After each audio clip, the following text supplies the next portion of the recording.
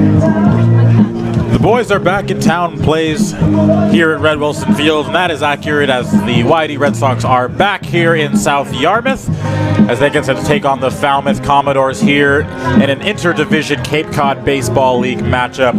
Hello everybody and welcome in. Alongside TJ Matthewson, my name is Andre Sims, and TJ, we are back in town as we were in Boston just a day ago. The Cape League had their annual Fenway Day, the showcase in front of scouts, parents, fans alike, and there really is just, you can't have any complaints about being at Fenway.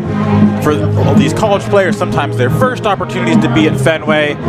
How do you sum up what Fenway Day is? Well, it's a surreal experience for a lot of these players, getting to watch all the big leaguers play on Fenway, all the history there, being the oldest ballpark in Major League Baseball. I talked to Drew Swift, who didn't get to compete in that workout yesterday due to a bit of a bit of an injury issue for him, and he said he was bummed that he got to miss out on it because for most of the part, you're getting to play on and work out on the big league field that all the major leaguers get to play on, and it's really just a surreal experience, especially the opportunity to take batting practice on the field, which we saw two Red Sox hit it out of the park. Andrew Eister hit one over the green monster, and then Jack Wold, actually a little more of an impressive shot, he hit one out into the bullpen in right field during batting practice. A real fun time there. Yeah, it was an absolute blast for all of us involved as well. We got a chance to walk around the park. You got a chance to be on the field. One of my personal favorite moments was the interview that our third partner, Brian McLaughlin, did with Wyatt Young, as a lifelong Red Sox fan, being able to be at Fenway Park for the first time, hailing from Hawaii. Just an all-around great experience. But before Fenway, these Red Sox did play a game. They played Harwich, beat them by a final score of 2-1 in an absolute pitcher's duel. What were your takeaways from that game? So what I took away from both Monday at Bourne and Tuesday at Bourne, Wednesday at Harwich. I'm getting my days mixed up. Monday at Bourne, rain out Tuesday, and then Wednesday at Harwich. Happens is that this? With all the rain it does happen. I get all the days mixed up. But the Red Sox pitching has gotten exponentially, has been awesome these last two games. A team after this weekend's game against Falmouth, their pitching staff was ranked 9th in the league, and that just behind the Hyannis Harbor Hawks, who really have been struggling this year, both at the plate and in the field on the mound. So between the Red Sox gave up a combined 1 total run between the Bourne games and the Harwich game. That 1 run coming on an opposite field solo home run off the bat of Christian Fedko. Otherwise, the Red Sox were really spectacular against Harwich as they took down the Mariners 3-1. It was a 2-1 victory, a bit uncharacteristic of the normal 3-1 victory, a little bit more uncharacteristic than the usual slugfest that we see this YD offense become known for, as they still pace the league in runs at 70, but the win took them up to second, tied on points with Chatham at the top of the Eastern Division. However, Chatham has simply played 1 more game than this YD Red Sox team has. They're going for another win, their second win against these Falmouth Commodores. These two teams split a doubleheader. We will be right back with lineups. First pitch on the other side of this break. You're listening to Red Sox Baseball on the Cape Cod Baseball League Network.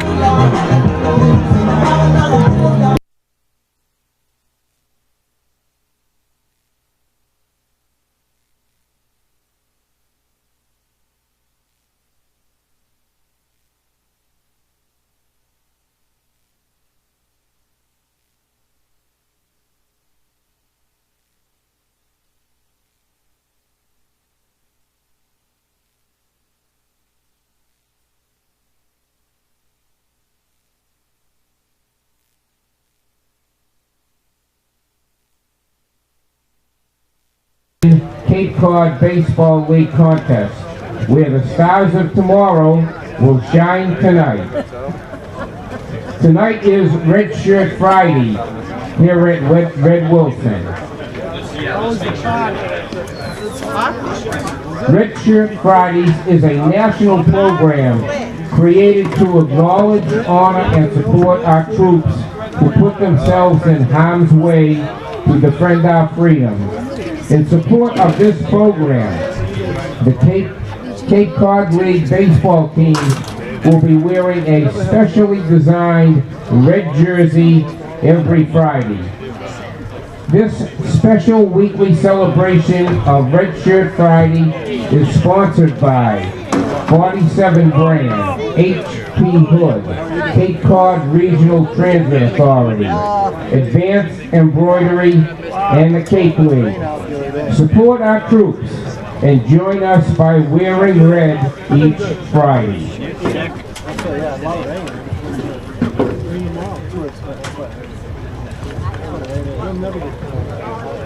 Here are the starting lineups for tonight's game. For the visiting Falmouth Commodores, Falmouth is managed and led by Mr. Jeff Trundy.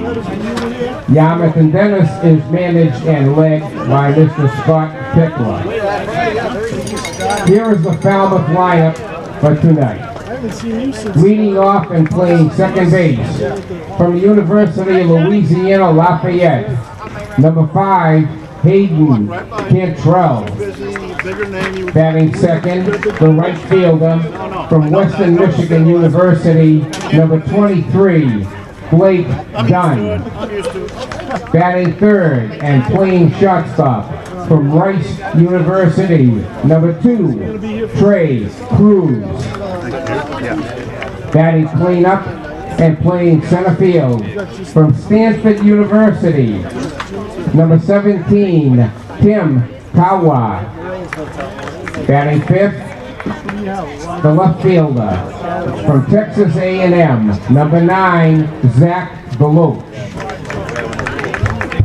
Batting sixth, playing third base from Cal State Sacramento, number 31, Stephen Moretto. Batting seventh, the first baseman from Georgia Tech, number 44, Darren Radcliffe. No, you hosted Barassa after this is it. Batting eighth, the catcher from the University of Oregon State. That all worked out. It always does. Number 24, Troy Crouch. Batting ninth, the designated hitter from UCLA, number 27, Kevin Kendall. Tonight's starting pitcher for Falmouth, from the University of Alabama, number 20, Tyler Rass.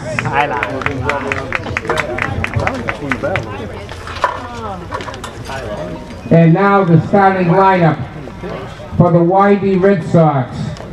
You will notice that the Red Sox will be accompanied to their position by baseball clinic participants. Leading off and playing second base from Pepperdine University, number 7, Wyatt Young. Batting second, designated hitter from the University of South Carolina, number 14, Noah Campbell. Batting third and catching from the University of Arizona, number 16, Austin Wells. Batting cleanup, the right fielder from the University of Georgia, number 4, Riley King. Batting fifth, the left fielder from the University of South Carolina, number 11, Andrew Eister. Batting sixth, the first baseman from the University of Nevada, Las Vegas, number 19, Jack Thomas Wold. Batting seventh, the third baseman from the University of Dayton, number 25, Riley Terada. Batting eighth, the shortstop from Mercer University, number 17, R.J. Yeager. Batting ninth, the center fielder from Clemson University, number 12, Sam Hall. Tonight's starting pitcher for the Red Sox, from Arizona State University, number 10, Eric Tolman. Ladies and gentlemen, at this time, would you please rise for the singing of our national anthem. Tonight's national anthem is being performed by Miss Nora Malloy.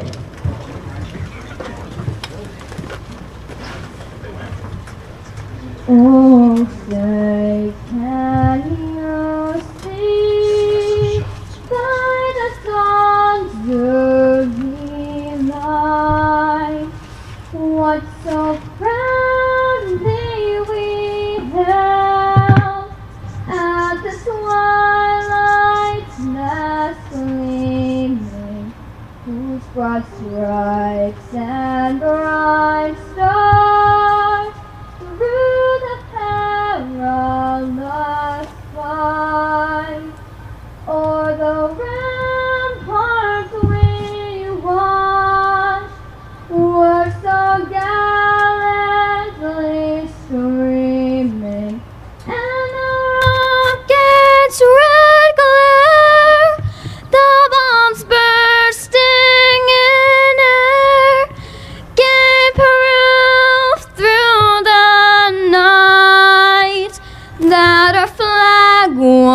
still there? Or say does that star-spangled banner yet wave o'er the land of the free and the home of the brave? Thank you very much, Nora Malloy.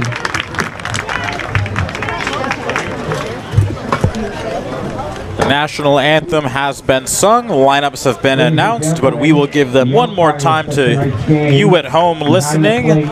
Leading off for the Falmouth Commodores in this one, Hayden Cantrell. Saw him hit a home run in the last time these two teams faced at a Louisiana Lafayette.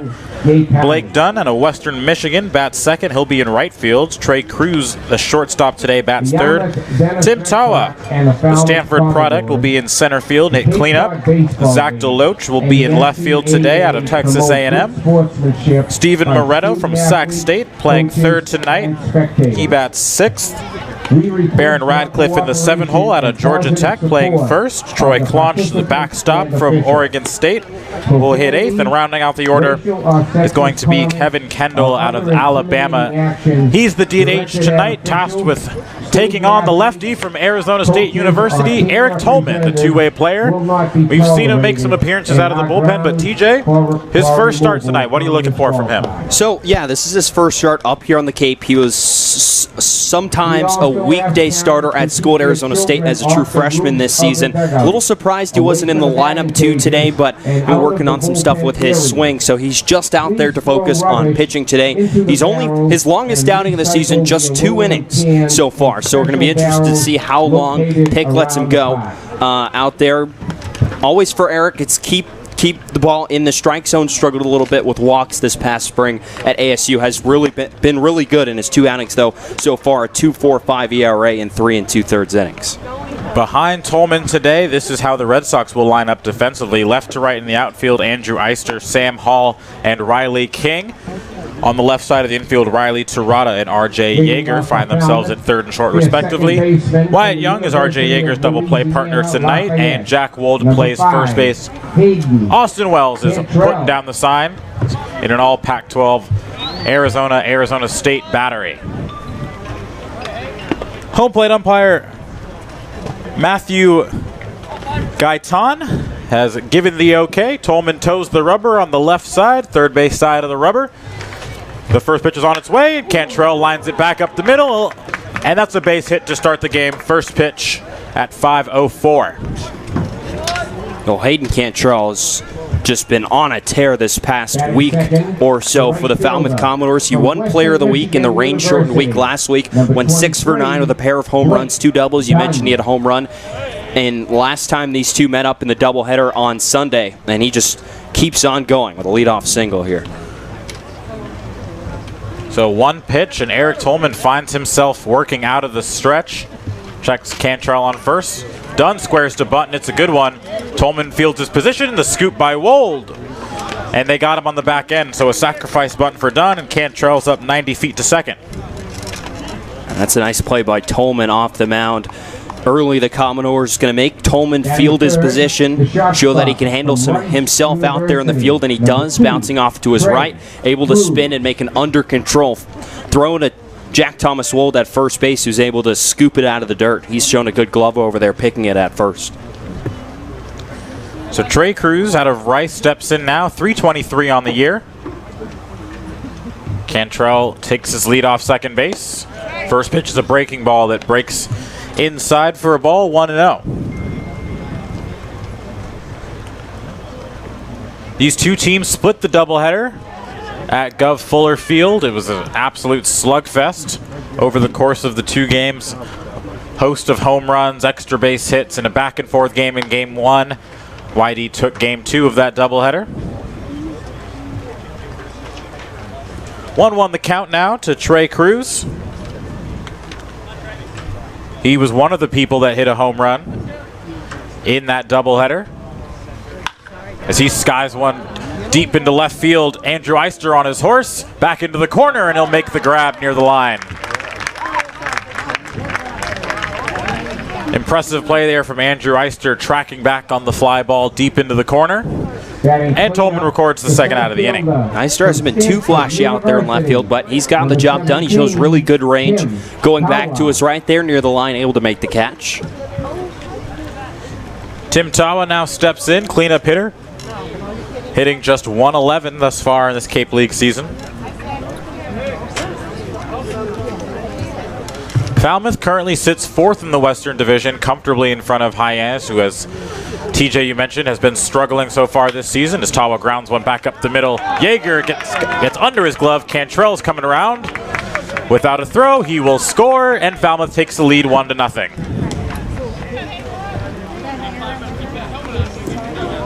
It's a nice piece of hitting for Tim Tawa, who's only 1 for 9 coming into today, but up there aggressively swinging at the first pitch from Tolman, is able to get it under the glove of R.J. Yeager at shortstop.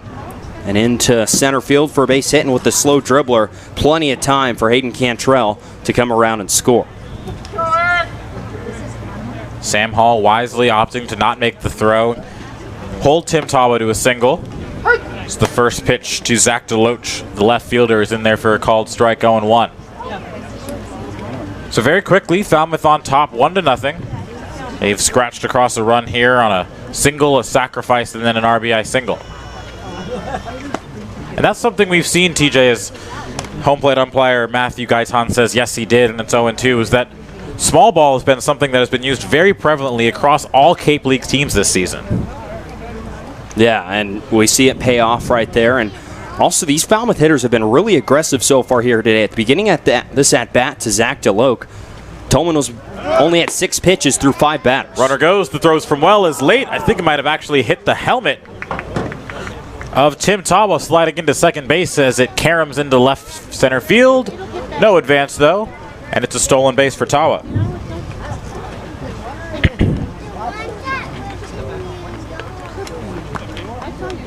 The stolen base was something that this Falmouth team opted to use a bunch in the doubleheader when these two teams met. Running day and night on the catcher Jackson Greer, who had a very short stay with the team. 1-2 the count now. Tawa on second base. Swing and a miss on the fastball outside as Tolman gets out of the inning with just the 1 run allowed. Falmouth take the lead courtesy of a Hayden Cantrell single, and then he came all the way around to score. Our score is now 1-0. Red Sox coming up to take their first at-bat here on Red Shirt Friday. You're listening to Red Sox Baseball on the Cape Cod Baseball League Network.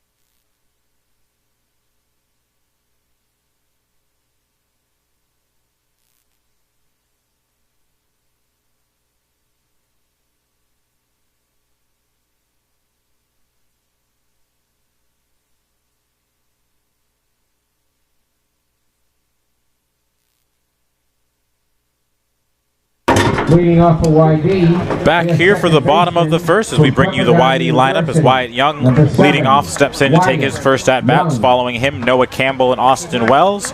Riley King, Andrew Eister, Jack Wold make up 4, 5, and 6. And Riley Terada, RJ Yeager, and Sam Hall make up the bottom third of the order as they step in to take their swings against Tyler Ross out of the University of Alabama. First pitch to Wyatt Young is swung on and fouled back into the screen. It's 0-1. Tyler Ross, just a couple appearances here in this Cape League season, 1-0, but that win came in relief against Chatham. Also had an appearance against Hyannis. This is his first start of the season as well. The 0-1 pitch. It runs inside and catches Wyatt Young on the ankle. So it'll take a second to take some inventory before heading on down to first base. And just like Falmouth in the top half, the Red Sox have their leadoff runner on. Ooh, that one looked like it hurt a little bit off the ankle of Wyatt Young. Ross just yanked a fastball right in there, and Wyatt can't do much besides just let it absorb his ankle. And he'll take the free base, and a good start here for the Red Sox in the first. Yeah. One of the narratives of the first time these two teams met in Game 1 of the doubleheader was the back and forth nature of it. Already looking to be set up for a similar storyline. So now Noah Campbell steps in. 467 thus far. As he looks at a fastball outside, 1-0. As I mentioned right before going to break, it is Red Shirt Friday today. The first Red Shirt Friday that we've had this season. As the weather has gotten in the way of the prior ones. Here we are in week 3 as Campbell skies one deep to straightaway center field, looking up. And it is gone! It just sneaks over the center field fence, and Noah Campbell leaves the yard, and it's 2-1 Red Sox. It was on a line. Tawa was tracing back, and it nicked off the top of the fence and over for a 2-run shot for Campbell. Well, there's Noah just showing off the center field power. Also, just taking advantage of the short center field here at Red Wilson. Just 352 to straight away. And it looked like for a second it might have got caught up in the fence there, but it did end up getting called a home run just over that center field fence. A Red Wilson special puts the Red Sox up 2-1, pardon. Yeah, if there's an opposite to getting AT&T'd in San Francisco with that cavernous yard, I think it's getting Red Wilson, in which something that could be or should be a routine fly ball sneaking out for a home run as Austin Wells steps in. Took a called strike and now takes a pitch high and wide, and it's 1-1. So very quickly 2-1 here, still nobody down on the Noah Campbell home run. So Austin Wells looks at another pitch inside, 2-1. And I'm a little surprised that Jeff Trundy didn't come out and talk to the home plate umpire, Sam Finn, about that one, because there was a little bit of confusion out there in center field whether or not the ball actually went over. It was a tricky look from here. 2-1 pitch is in there for a called strike, 2-2. And you're right, TJ.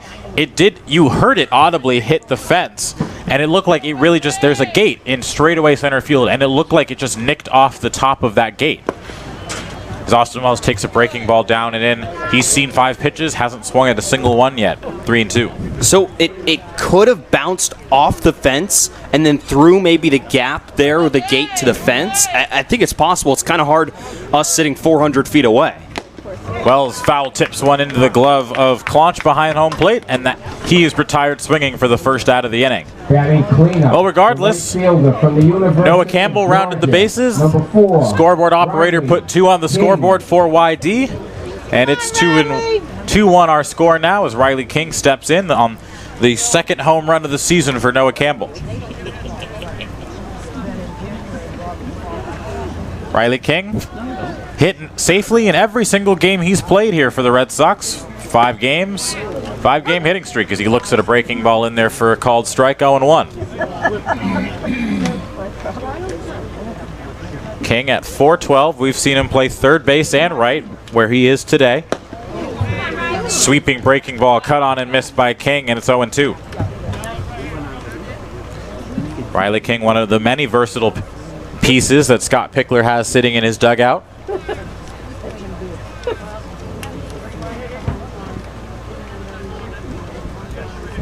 Rast shaking off a couple signs, now delivers the breaking ball, and it's grounded on the ground to third. Moretto across the diamond, and that's the second out of the inning. Batting fifth, the left So fielder Raz from the responds University of well to the South home run, Carolina. retires the next two he faces, Number and 11, but no Andrew rest for the weary as Eister. Andrew Eister steps in. Eister, the teammate of Noah Campbell, sitting at 400 through 11 games played. Still just shy of the necessary at-bats per game to qualify for the batting title. As he steps in, the first pitch. Breaking ball that drops in for a called strike. He's got a good feel for that early, 0-1.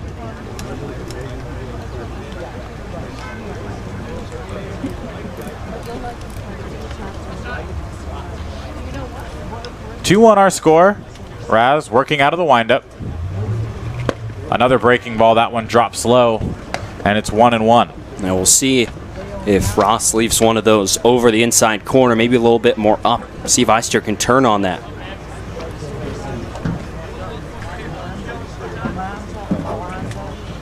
Ross set at the eyes, delivers. That one's roped foul down the third base line, and it's 1-2. Andrew Eister, 12 hits in those 11 games. Scored 7 runs. Was tied for the team lead in home runs until Austin Wells hit an absolute rocket at Harwich just a few days ago, but he sits at 3 home runs, 9 RBI on the year. The 1-2. Another breaking ball, and Eister swings over the top of it for the final out of the inning. Ladies and The gentlemen, Red Sox get on the board, respond quickly as they so often have done this Cape League season. Our score now 2-1 as we head to the second inning on the Cape Cod Baseball League Network.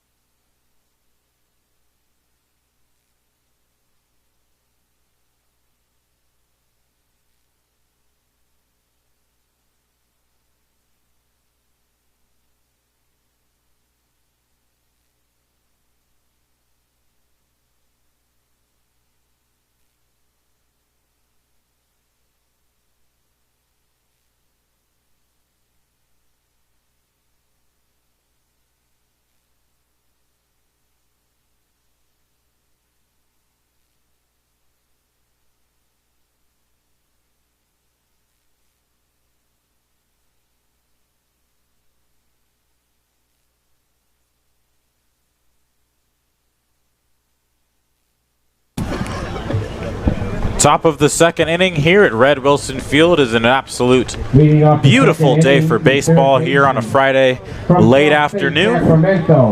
Slight breeze going, partly cloudy skies as Tolman gets set to deliver the first pitch of the inning. It's a breaking ball in there for a called strike to Stephen Moretto out of Sac State.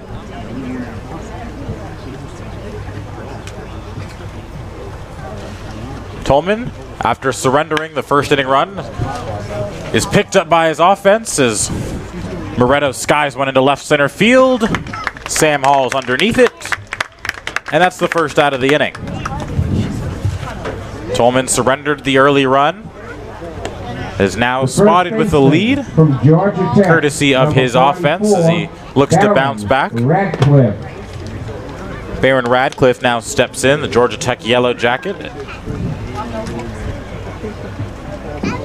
Stands in the box sitting at 231 as he looks at a called strike, 0-1.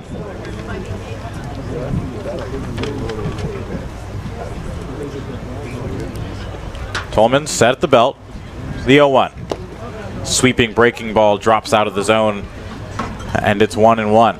Radcliffe today was putting on a show in batting practice. I counted a couple that he knocked up beyond the right field fence in front of that house. Sounded like he broke his bat there as he chops one foul and out of play. It's 1-2. Impressive showing. Quite a distance out there. We see a couple fans out there sitting out beyond that right field fence on, really, you mentioned it, at the beginning of this inning, it's just an unbelievable day for some of the weather that we have had here. Friday night here on Cape Cod. Red Shirt Friday. The Red Sox up. Radcliffe standing at a very athletic 6'4", 230. Built like a linebacker playing baseball. The 1-2. That one's off the hands. Terada will range over to his left, field the pop fly, and that's the second out of the inning. The catcher from Oregon State University, number 24. So now, Troy Clonch will step in. Clonch. Catcher out of Oregon State. Falmouth, of course, had another very notable Oregon State catcher, Adley Rutschman. As Clonch grounds one through the 5.5 hole, and that's a 2-out base knock. Can't even imagine what it's like following a guy like Adley Rutschman. Big shoes to fill. At school or on the Cape. Yeah, all you hear about Adley Rutschman is just how great of a person he is. Despite what he did on the baseball field, which was unbelievable, but just the presence he had of that Oregon State baseball program, they just revolved around him. And now that he's gone to the Orioles with the #1 overall pick, that's just massive shoes that Clonch has to fill behind the plate at Oregon State. Kevin Kendall now steps in, 9-hole hitter. Batting from the left side, looks at an off-speed pitch down for a ball, 1-0. Kendall, 333 on the year. Out of UCLA. Just 2 for 6. Lazy pickoff move over to first, just keeping Troy Clonch at the plate. Excuse me, at first base. Tolman out of the stretch. Breaking ball drops in there for a called strike, 1-1. Early on, both pitchers seem to have a very good feel for their breaking pitches, dropping them in for strikes at any count.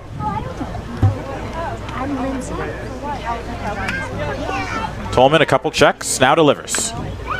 Fouled in off the fists of Kendall, and it's 1-2. Here we go, Eric!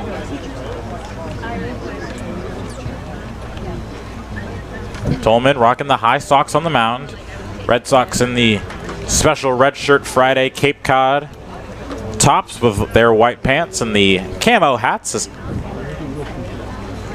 That one's on the ground. Wyatt Young fields on a hop. Over to first, and that'll end the inning.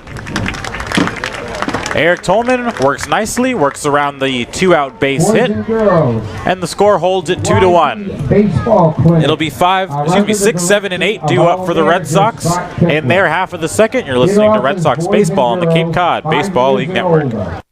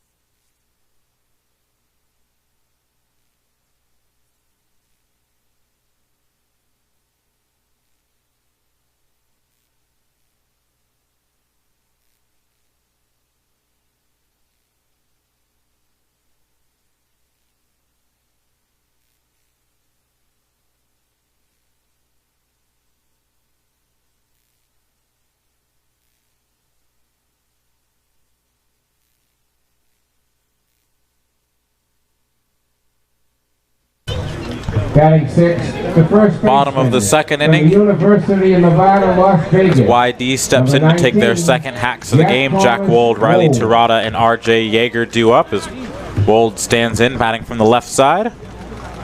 First pitch swinging and fouls it back to the fence. It's 0-1. Wold saw his average dip back under 300, now sitting at 294. Playing first base tonight. No batting gloves as always. Raz set at the eyes. 0-1 pitches in the dirt, and it's 1-1.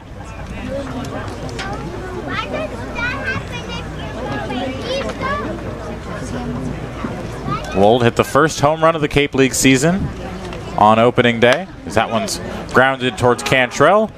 He'll move back to field the clean hop over to Radcliffe, and that's the first out of the inning. Come on, Riley.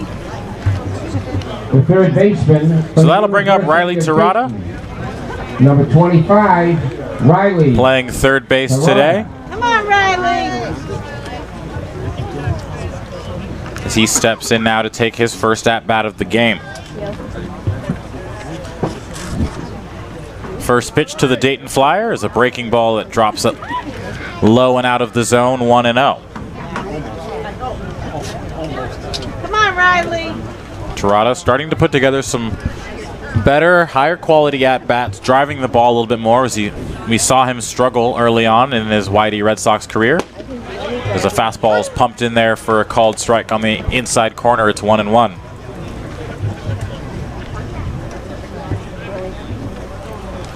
Solid crowd here at Red Wilson Field as we start to see attendance numbers rise, especially as we head towards 4th of July in about a week. Tirada chops one up the middle, and that'll be a base hit.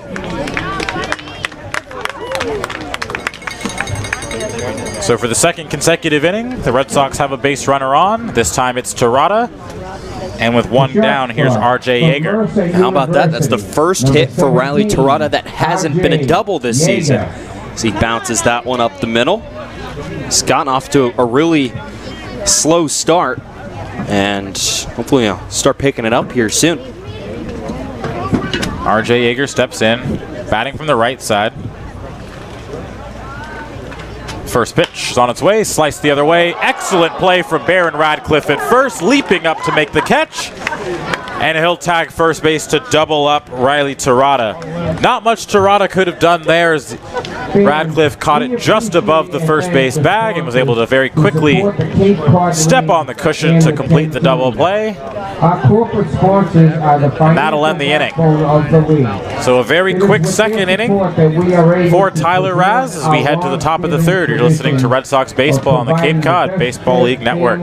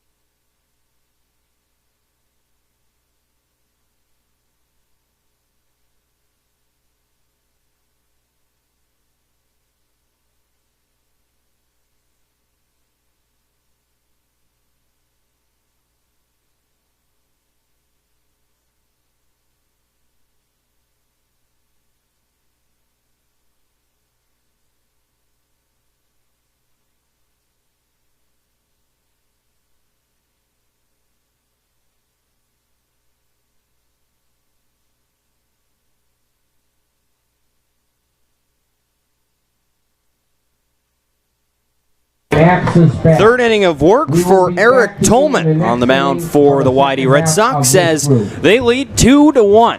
Entering the top half of the third inning here from Red Wilson Field, TJ Mathewson and Andre Sims here with you from South Yarmouth. It'll be the top of the lineup. The red-hot Hayden Cantrell, Blake Dunn, and Trey Cruz set to come to the plate against the Arizona State Sun Devil Eric Tolman, who's allowed a run here through 2 frames so far. He winds first pitch to Cantrell. Fastball right down Main Street for a strike. It's 0-1. Cantrell on the season, .343 hitter, 3 doubles, 3 home runs. He was the Cape League Player of the Week last week for the Commodores. He went 6 for 9 with a pair of long balls. 0-1.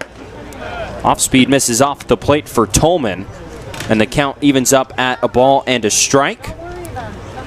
Cantrell hit a home run in the doubleheader versus YD on Sunday. 1-1. Misses again a little bit outside, and the count goes to 2-1.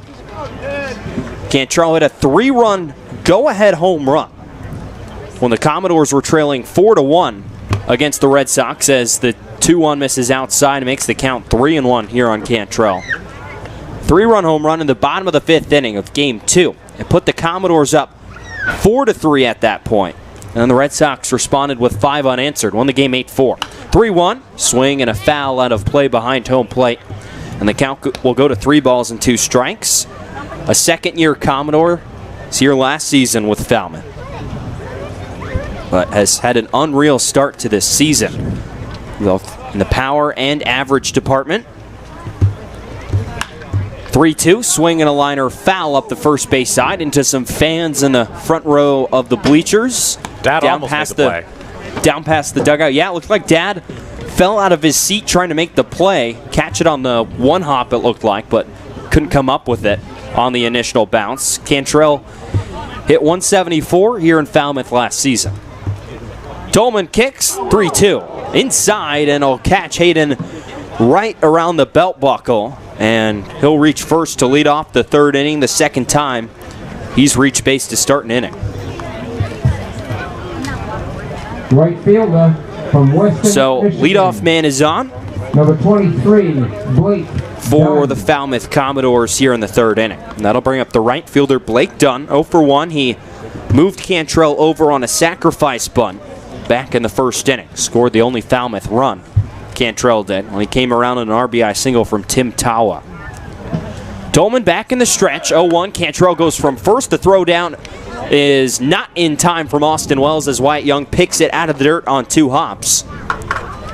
Strike 1 was called at home plate by Sam Finn, and the count will be 0-1, and Cantrell swipes his 4th bag of the year. He's now 4 for 5.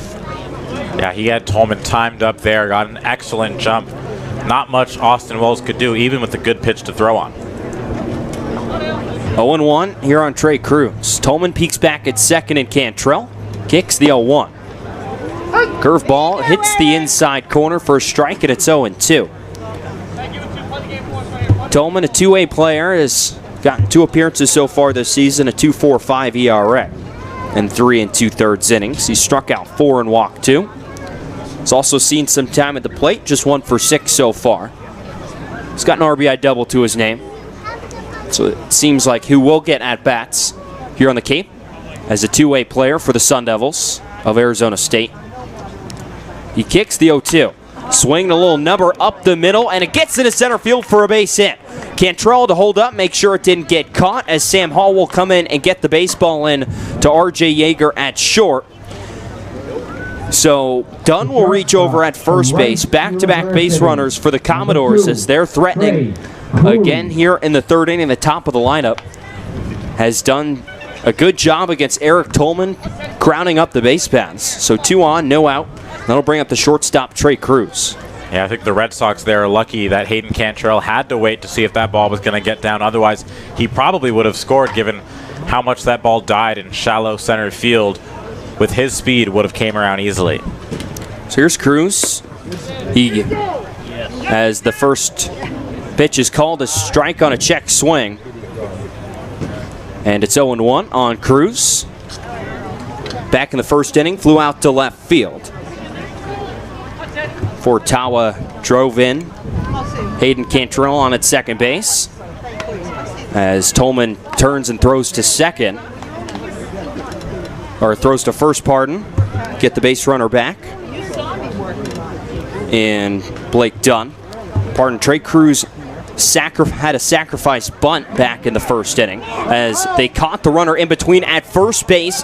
Dunn is out. The throw home from second is not in time, as the throw from the second base bag airmails Austin Wells as Cantrell comes home and scores. It looked like a double steal there from the Commodores as Dunn went from first, trying to get caught in between. The throw from Jack Thomas Wold at first down to shortstop, and R.J. Yeager able to get him out on the base paths. But Cantrell will come home and score on that one, and it's all tied up at 2 here at Red Wilson.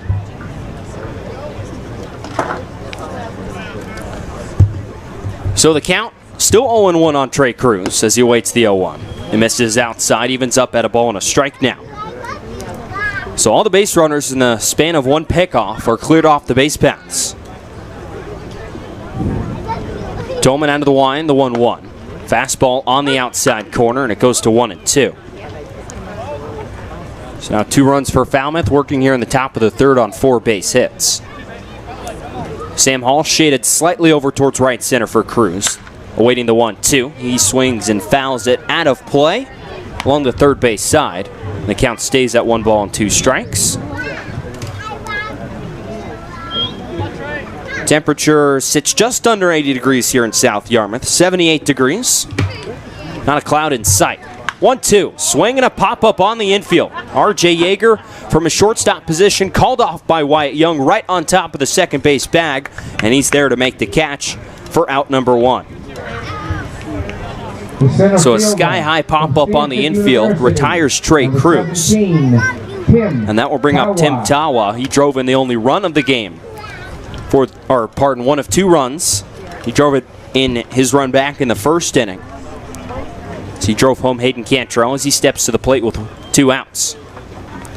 Dolman winds, first pitch. Inside, and it gets a piece of Tawa right off the foot. So 2 hit by pitches in the inning for Tolman. His control has been a little erratic here in the third. Puts a runner on at first with 2 outs, and Zach DeLoach, who struck out to end the first inning, will come to the plate. Come on, Eric. And you mentioned it in the open, TJ. Control is the biggest key for Eric Tolman on the mound. Is struggling with it a little bit here in this inning, and it's costing him with the multiple runners getting on. There's been a runner on base in every inning so far for Tolman. So he works back in the stretch. First pitch to DeLoach, misses outside. The Texas A&M Aggie. It's 1-0. DeLoach hitting at a 250 clip so far this summer with a double and 4 RBIs. But we mentioned the control issues with Tolman. Allowed batters to only hit 198 off of him this season at ASU as he throws over to first. Back in plenty of time is Tawa. But he walked 35 batters in just under 50 innings, 47 2/3. Really the only knock on him this season is spectacular freshman season with the Sun Devils. Went 3-1 with a 2.83 ERA. 1-0 misses outside. The count will go to 2 balls and no strikes on DeLoach.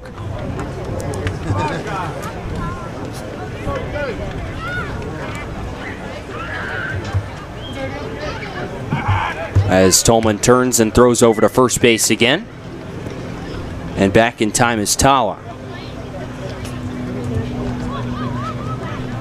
DeLoach, a rising junior, just finishing up his sophomore season at A&M. Batting from the left side against Tolman. Lefty kicks the 2-0. Outside again. It's 3 balls and no strikes on DeLoach. Hit 181 this spring with A&M. A pair of doubles and 8 RBIs for him. Spent last summer up in the Northwoods League. Hit over 300. 3-0. Misses up and inside for ball 4. So back-to-back free passes from Eric Tolman has put 2 on with 2 out here in the top of the third inning as Falmouth threatens for more and bring up the third baseman Steven Moretto. So the first walk of the game for Eric Tolman brings up Moretto. The third baseman is 0 for 1 today. It was 1 for 1, a run scored on Wednesday against the Hyannis Harbor Hawks. The Commodores had Monday off and then were rained out Tuesday. So the whole Cape League was rained out. Some ill weather here on the Cape. First pitch inside, and it gets a piece of Moretto. So Tolman all over the place here in the third inning. His third hit by pitch of the frame, as the bases are all of a sudden loaded here for Baron Radcliffe. So now 4th free passes here in the third inning, as Baron Radcliffe out of Georgia Tech will step to the plate. As Pick is out of the dugout on the third base side. An arm warming down in the Red Sox bullpen. We'll see if Pick's going to let Tolman keep going. Looks like the reliever down there just got up and started throwing. It's Cullen Kafka down that left field line in the Red Sox bullpen. This is just all of a sudden, Tolman has allowed 3 free passes here with 2 outs. A pair of hit by pitches and then a 4-pitch walk. Yeah, and then the inning started with the hit by pitch of Hayden Cantrell as well. So you got to wonder if it's something potentially mechanically going on there that's causing his pitches to be so erratic on the mound. Had a very smooth second inning in which he was attacking hitters, throwing strikes. Even in the first inning, per se, was throwing strikes. His strikes were just getting hit. But at the end of the day, Pick's going to let him stay in. Obviously heard what he wanted to hear. So Tolman has allowed 3 runners to reach here with 2 outs. It's Tim Tawa over at third, Zach DeLoke at second, Steven Moretto at first. Barron Radcliffe will step to the plate out of Georgia Tech. He popped out to third base back in the first inning. Falmouth threatening to take the lead here in the top of the third. First pitch from Tolman, off speed, misses away for ball 1. Tolman has not thrown a strike in 3 batters. The lefty sets. Peeks back at second and now will throw to first. His back in time is Moretto. Not too big of a lead over there. Tolman, the native of Lake Forest, California, and attended El Toro High School. He's one of the top recruits in the 2018 class at Arizona State.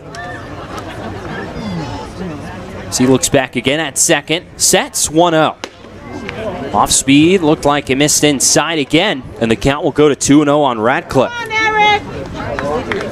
Radcliffe yet to have an extra base hit this summer, hitting at .231. Left side out of Georgia Tech.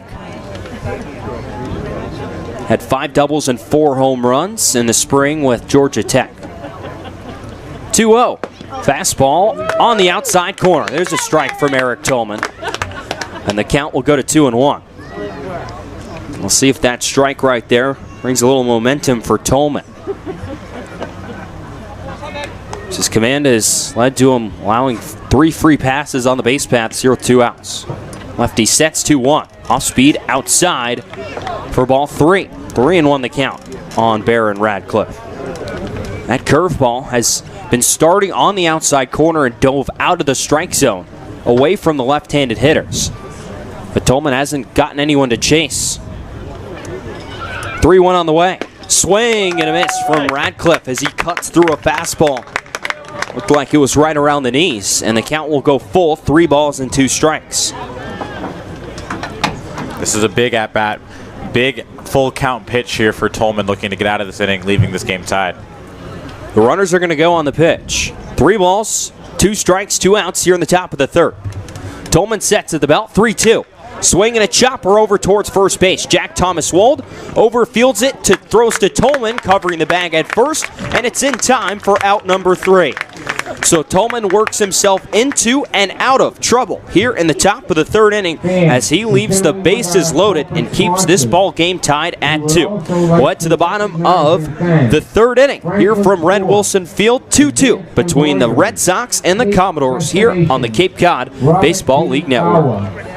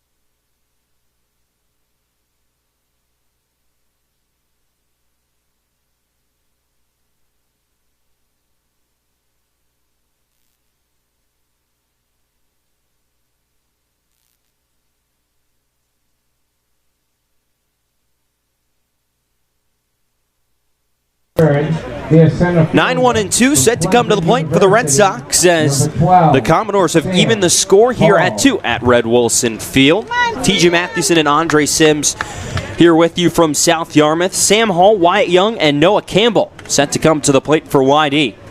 Hall, the 9-hole hitter, hitting an even 200 on the summer so far. Awaits the first pitch from Tyler Ross, swings at it, lifts it high and deep to left field. That's going to back up the left fielder DeLoke. He finds it up in the sky, and he settles under it to make the catch for out number 1. Hall up there aggressively attacking that first pitch and just skies it out to left field where DeLoke looked up. He went back on a hard sprint for a second and then stopped, had to come back in to make the catch on Hall for out number 1. So that'll bring up Wyatt Young. He's hit by a pitch to lead off the Red Sox first inning.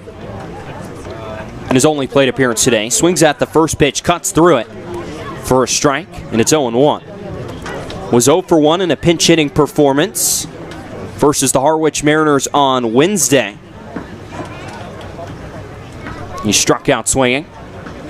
0-1, shows bunt, and comes up empty as they appeal down to third base. And third base umpire Matthew Gaetani says Young didn't go around on the bunt attempt. Pulls it back in time, and the count evens at 1 ball and 1 strike. Cool for Wyatt yesterday getting to go to Fenway Park. Lifelong Red Sox fan, grew up in Hawaii. 1-1, upstairs with a fastball. And the count is 2 balls and a strike. But as a lifelong Red Sox fan growing up in Honolulu, Hawaii, probably couldn't be much farther away than that to be a fan of the Red Sox. Finally got to go see Fenway Park yesterday. 2-1, swing and a rip foul down the first base side. The count evens up at 2 balls and 2 strikes on Wyatt. Our Brian McLaughlin did an on-field interview with him yesterday. Like Wyatt was having a lot of fun. Getting to work out on the field, take batting practice. So run the 60, the 3 main parts of the Fenway Day workout. Ross winds 2-2. Swing, a little looper over shortstop. Cruz going back. DeLoke going in, and it drops in between them for a base hit. So Young has reached base for the second time here today as he bloops a single out into shallow left field. And that'll bring up the designated hitter, Noah Campbell. Smacked a 2-run home run to straightaway center field his first time up. His second home run of the season. Second home run and his 5th and 6th RBIs. Sitting .467 on the season, not qualified for the batting title though. Ross sets, first pitch to Campbell. He misses low for a ball, and the count's 1-0. Noah had an awesome summer here in 2018. Hit .364 with 6 home runs. Just 32 games played. So he really did it all for both sides of the plate. Turn and a throw over to first base. Young back in plenty of time. But most of the power for Noah has come from this left side. So whenever he's got a chance to face a righty, it's to bat left-handed. Out of South Carolina, the rising junior. Ross sets, 1-0. Fastball on the outside corner for a strike, evens up at 1-1. And Campbell really does it all for the Red Sox. Leads the team in steals, 5 for 5 this season. To go along with the power numbers, he's now got 2. Sits him at 3rd in the team in the home run category. 1-1. Gets down inside, gets past Klotch behind the plate. Young off from his spot at first base. He'll coast into second in plenty of time, as Klotch couldn't keep that off-speed pitch in front of him. Tried to chest it up, and it just skips past him. That'll allow the Red Sox to have a runner now in scoring position with an out here for Campbell. Noah peers down to Scott Pickler at 3rd, gets his sons. He digs back in the lefty batter's box. Wyatt Young now leads off of 2nd. Here's the pitch from Ross. 2-1 is cut on and missed from Campbell.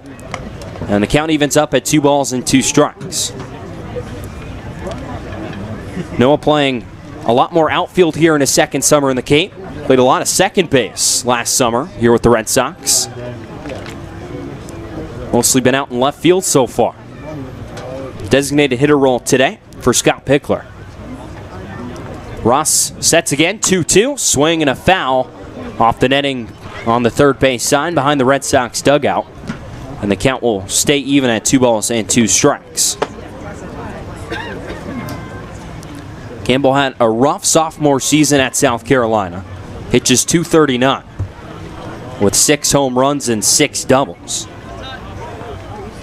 Was a preseason second-team All-American by Baseball America as the 2-2 misses down and in the dirt. And Noah's worked the count full 3 balls and 2 strikes. And was the number 10, that strong summer he had last summer, listed him as the number 10 draft prospect in the 2020 draft by D1 Baseball. He's also a preseason All-SEC first team, but then really struggled as a sophomore. Here's the 3-2. Swing and a chopper off the foot of Campbell and foul. And the count will stay full at 3 balls and 2 strikes. But when he's picked up a wood bat back here on the Cape, he's picked up right where he left off, showing off all the tools with a wood bat, and in the end, that's really all that matters. Oh, absolutely. He's come in and done nothing but produce for this YD Red Sox team. You talked about it, setting the table at the top of the order, getting on base, stealing bases, but also providing the thump with a couple of home runs, multiple RBIs, extra base hits. He's really done it all for this Red Sox team so far this season. Here's the 3-2 to Campbell. Fastball, strike 3 called on the outside corner. Campbell didn't like the call as he will toss his bat aside. He's ready to head down to first. But Sam Finn rings him up for strike 3. The 3rd strikeout of the ball game for Tyler Ross. His first look in. And that will bring up the Red Sox home run leader and the league home run leader, Austin Wells. He struck out swinging back in the 1st inning. This is Ross's first start of the summer. He's appeared in 2 games previously. He's yet to allow a run. First pitch to Wells is down and inside. It's 1-0. Well, yet to allow a run coming into this ball game, where he served up 2 thanks to the home run from Noah Campbell. Commodores defense playing well straight up, infield and out. 1-0 to Wells. Swing and a chopper down the third base side, hugging the line, but it ticks just foul. As Wells will have to come back down to home plate after trotting up the first base line about 3/4 of the way. The count evens at a ball and a strike on Austin. Only 2 Red Sox hit home runs during batting practice, by my count at least, at Fenway yesterday. A lefty and a righty. Andrew Eister hit one up over the Green Monster. Jack Wold knocked one into the bullpens at Fenway yesterday. Besides that, a lot of bangs off the Green Monster as the 1-1 curveball misses down in the dirt, and the count goes to 2 balls and a strike. Saw a few players from, I couldn't remember really what team, it might have been Brewster. Brewster putting on a show. Knocking them all the way up the Monster and over the Monster as well. Big advertisement boards hanging above the Monster. They are knocking it off of those. Couldn't remember exactly who it was. 2-1. This is off the plate. An off-speed pitch there, it looked like. And the count goes to 3 balls and a strike on Wells. Always fun to see who can hit it the farthest there at Fenway. Finally get the big league dimensions. Guys had a lot of fun yesterday. It's a surreal experience for players and interns alike. Ross sets 3-1 to Wells. Swinging a rope up the middle into center field for a base hit. Wyatt Young hits the pillow at third. He's being waved home. The throw will be cut off at second base by Hayden Cantrell. And Wells drives in the run and breaks the tie here in the bottom of the 3rd inning. An RBI single from Austin Wells makes it 3-2 YD as he brings home Wyatt Young from second base. Number 4, Riley Much of the same thing King. so far in this one that we saw in the first couple times these 2 teams face in the back and forth affair. It's sort of an anything you can do, I can do better approach from both these offenses as they just continue to go back and forth, back and forth. So now 3-2 YD. The cleanup man for the Red Sox, Riley King, steps in. swings at the first pitch, kind of an in-between hack there from the Georgia Bulldog as he chases an off-speed pitch down and away for strike one. Come on, Ryan. King has had a hit in every game he's played with YD so far. Riding a 5-game hitting streak, hitting .412. 0-1, swing and a miss from King, and the count's quickly 0-2. He's yet to record an extra base hit. He's driven in 2 runs. He's added to the roster late. Not late, but about a week or so into the season. It's really made an impact for YD. 0-2 on the way. Fastball misses off the plate. Claunch tries to frame it for Sam Finn. Try and make it look a little better. But it misses outside. The count will go to 1-2. A run in for the Red Sox here in the bottom of the third. They lead 3-2 here at Red Wilson Field. Nice to have a sunny Friday home game. 1-2, misses down and away. Wells going on the pitch. He'll scoot down into second base without a throw as Claunch couldn't get it out of the dirt. So Austin Wells is now 3 for 3 on stolen bases this summer. Showing off the wheels, he's been a good athlete. He's played in the outfield. In center field, we saw him in center field against Harwich on Wednesday. And behind the plate as well. 2-2 to King, fouled up and out of play behind home plate. And the count stays even at 2 balls and 2 strikes. But Wells looked okay out in center field. A catcher by trade. It's one of the main backstops for University of Arizona. Out there in center field on Wednesday. He leads off of second. King with an even count, 2-2 at the plate from the right side. The righty Ross sets, looks back at second base. Here comes the 2-2. Curveball misses down and in the dirt. Blocked by Claunch. And a good take from Riley King as he watched that one drop out of the strike zone. And from 0-2, King does work the count full, 3-2. And that really just shows the type of athlete that Austin Wells actually is. Not the atypical catcher profile of just the bruising, thumping bat with not a lot of athleticism otherwise, except for maybe a quick pop time. He is an absolute all-tools athlete. 3-2 to King, swinging a fly ball, shallow center field. In comes Tawa in center field. And in the right center field gap, he's there to make the catch for out number 3 and get Ross out of the inning.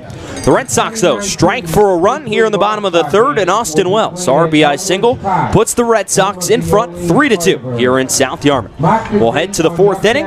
It's 3-2 Red Sox over Commodores here on the Cape Cod Baseball League Network. Game time.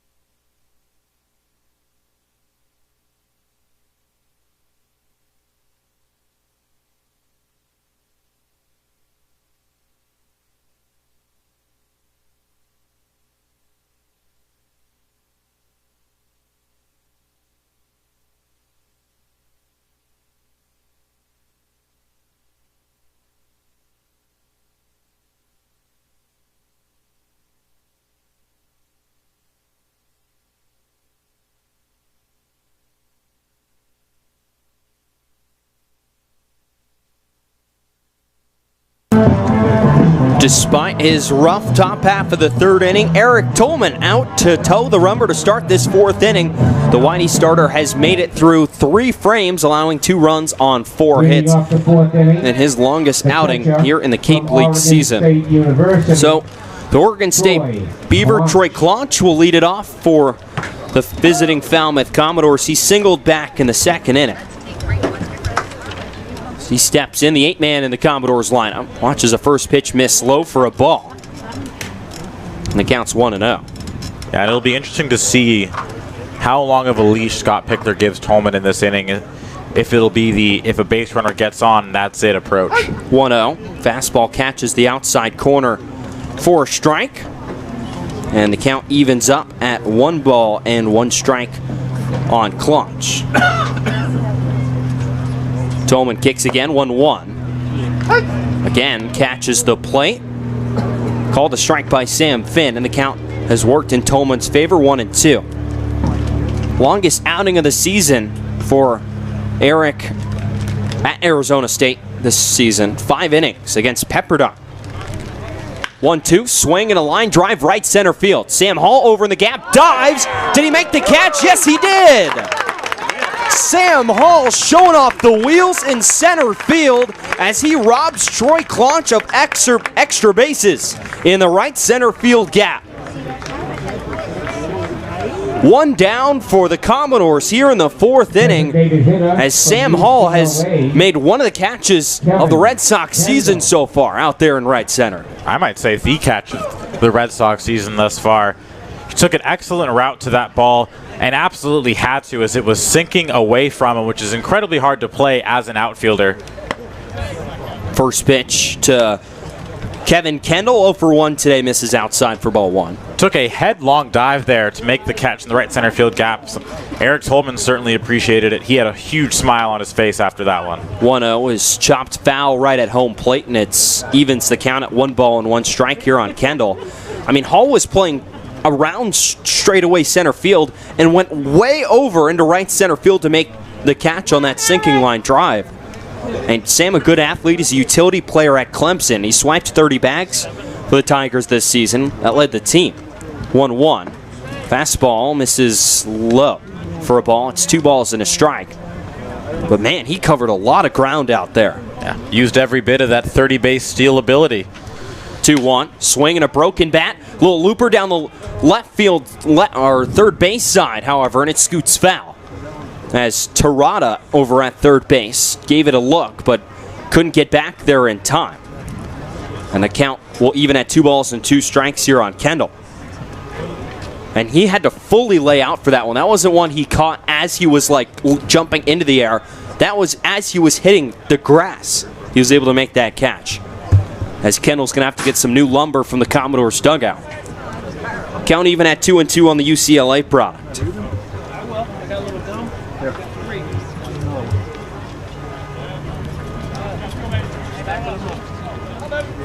Kendall digs back in, the lefty. Awaits the 2-2. Strike 3 called on the outside corner. Eric Tolman strikes out Kevin Kendall, looking for his 2nd strikeout of the ballgame. As he freezes the UCLA Bruin. And 2 down for the Commodores. Will flip the lineup over for Hayden Cantrell. Red hot Hayden Cantrell is 1 for 1, 2 runs, and 2 stolen bases so far. So he digs in from the right side. The Cape League Player of the Week last week awaits the first pitch. It bounces in there to Wells, and the count's 1-0. Cantrell, the 2nd-year Commodore, having a much better summer. Under 200 last year with Falmouth. 1-0. Up and outside, and the count goes to 2-0 on Cantrell. He's now hitting .343 and has only added to that here today.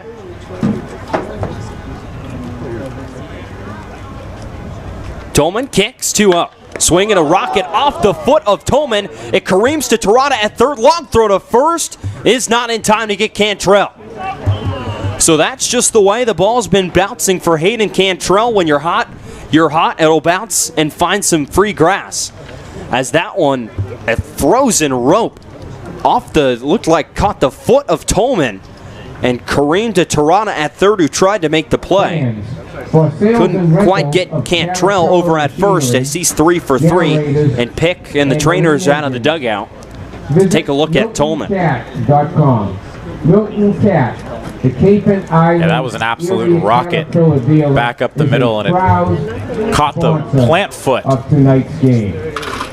of Eric Tolman there on the mound as he fell to the ground. Seems to be okay, though, as Scott Pickler was quickly headed back to the dugout. So Tolman looks like he's going to be all right. And that will bring up Blake Dunn out of Western Michigan.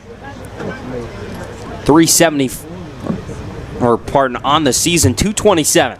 This Cape League campaign is 1 for 1 with Also got caught stealing back in the third inning when he singled as Tolman throws over to first.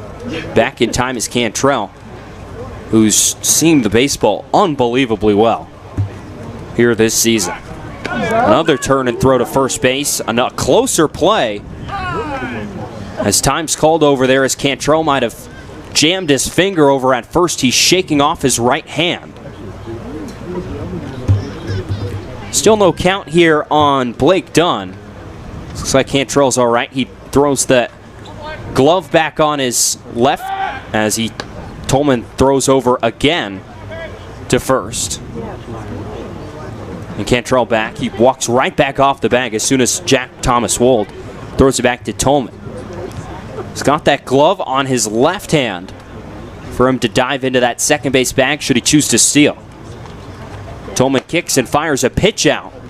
Cantrell stays right, put at first base, and it's ball one. Yeah, got the glove on the left hand, jammed the right one on that dive back into first. Well, Cantrell's definitely got Tolman's attention over there at first. Lefty sets, now throws over to first again, and Cantrell back in plenty of time without a slide. I'm waiting for someone to try to pull off a hidden ball trick here on Cape Cod. Well, it's possible here. Always possible, the guy on first, but Cantrell, as soon as Wold throws the ball back, is the 1-0. Fouled straight back towards our camera.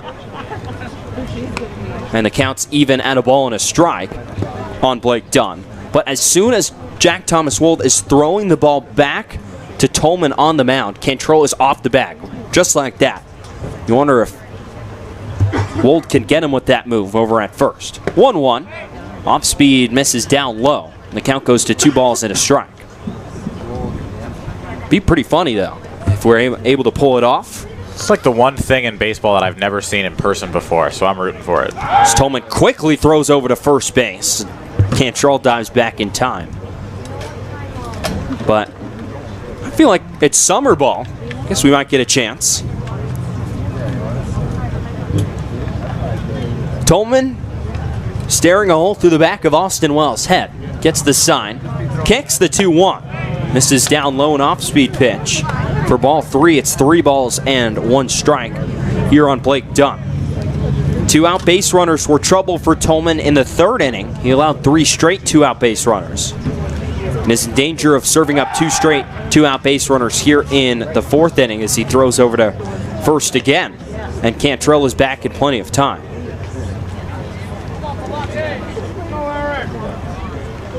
Dunn in the righty box, ahead 3-1. Tolman kicks, 3-1. There goes Cantrell from first. Pitch misses for ball 4. Wells throws down, but ball 4 is called at home plate by Sam Finn. And although a great throw from Austin Wells would have nabbed Cantrell at second base had that been called a strike, it was called ball 4. The pitch looked pretty good from Tolman. And a great throw from Wells to get Cantrell stealing, but instead the second baseman will record his 3rd steal of the day.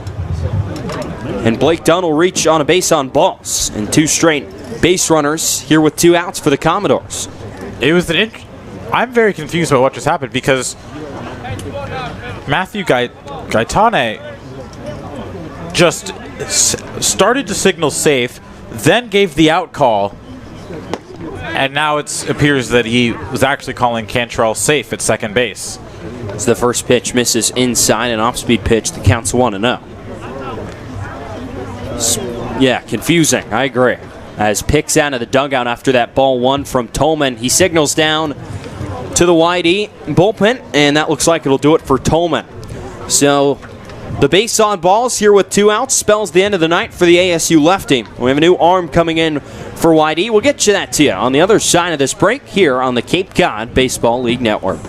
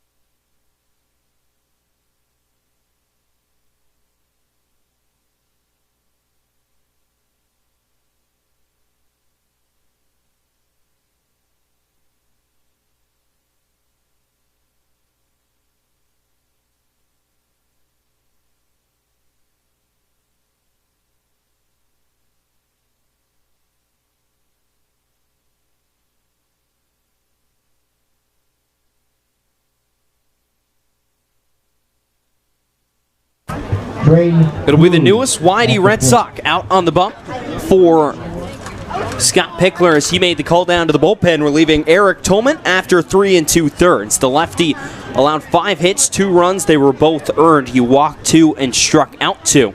And that will give way to Cullen Kafka out of the University of Oregon. The 6'4", 212-pound right-hander will inherit a 2-on and 2-out jam. You're in the top half of the 4th inning. He winds, fires the first pitch to Trey Cruz. Switch hitter now batting left-handed. Curveball misses outside. And it's 2-0. Count was 1-0 on Cruz as the pitching change was made. Kafka this spring with the Ducks, a 5.48 ERA in 67 1/3 innings. Started 14 of his 15 appearances. 2-0. Fastball misses inside, and the count quickly 3 balls and no strikes on Cruz. Come on, Cullen. Cullen struck out 58, walked 42. In a season where he struggled with Oregon, allowed hitters to hit .324 against him. Kafka sets 3-0. Fastball right down the middle for a strike, and it's 3-1. Allowed nearly 2 base runners per inning at Oregon. His freshman season struggled as well out of the bullpen. A few spot starts sprinkled in there, had an ERA just under 7 at 6.8. Up here on the Cape with the Red Sox. He sets at the belt, 3-1. Swing and a foul out of play, third base side, and he's worked the count back full, 3 balls and 2 strikes. As a 2-time letterman at De La Salle High School in Concord, California, a native of Walnut Creek, California. Not far from where I am in California. It's actually where I work. Bay Area. He sets right at the belt. And the 3-2. Swing and a foul as the runners go on the pitch, and he'll get out of play behind home plate. A lot of people talk about the De La Salle football program, and rightfully so, as it literally didn't lose a game for 20 years in the Bay Area. They even got a movie made about them. That's pretty good. That is not bad, but their baseball team equally as successful. Very, very good across both sports. Was the East Bay Athletic Pitcher of the Year as a senior. Kafka sets, now throws over to first base, and back in time is Blake Dunn. Kafka trying to keep the runners on their toes as they'll go on this pitch. He were 3 balls and 2 strikes and 2 outs.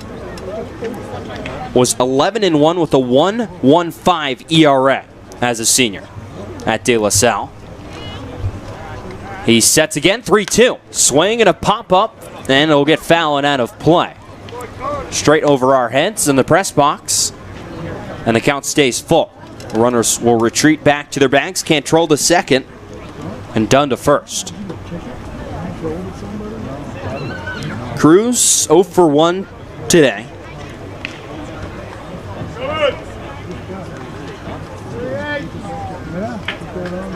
As he digs back in from the left side, the switch hitter.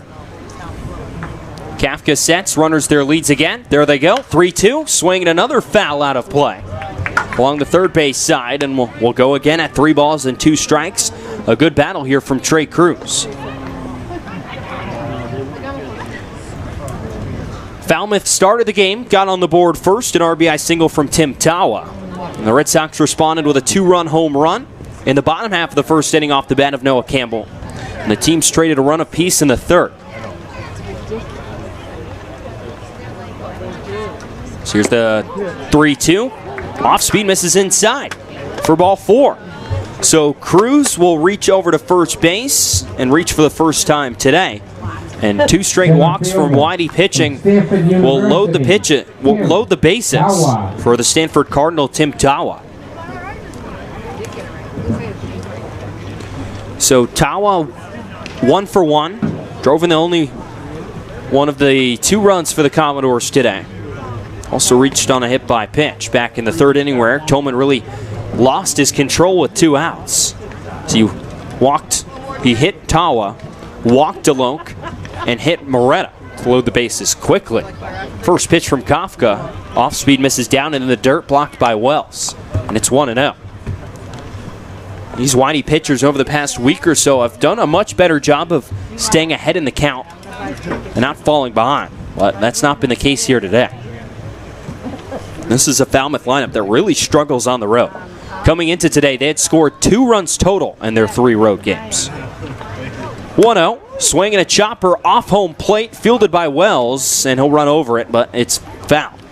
Just up that third base line. The count is now even at a ball and a strike. This being just game number 11 for Falmouth, while it's game number 13 for YD. Commodores going to make up these games in the coming off days.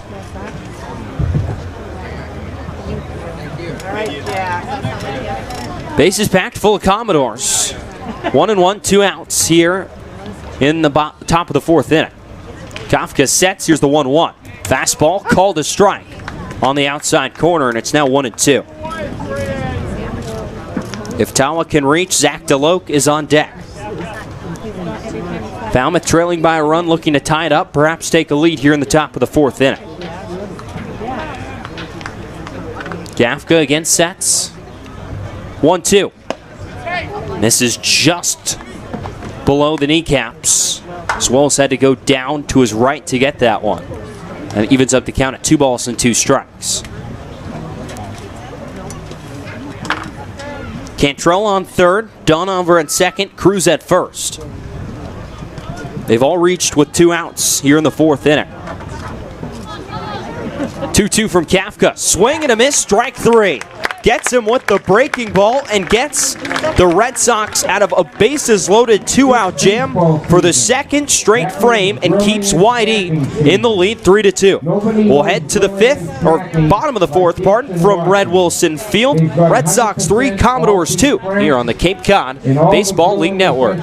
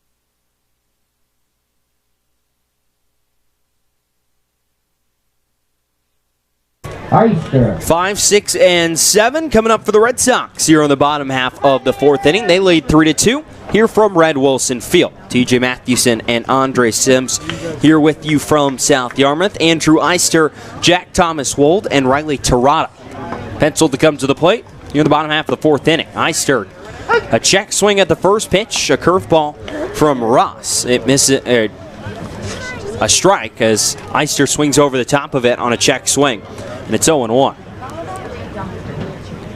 Second on the team in home runs with 3 as Eister dribbles the 0-1 foul up the third base side. And the count's 0-2. Out of South Carolina. Teammates with Red Sox Noah Campbell. Played at Santa Fe College as a true freshman.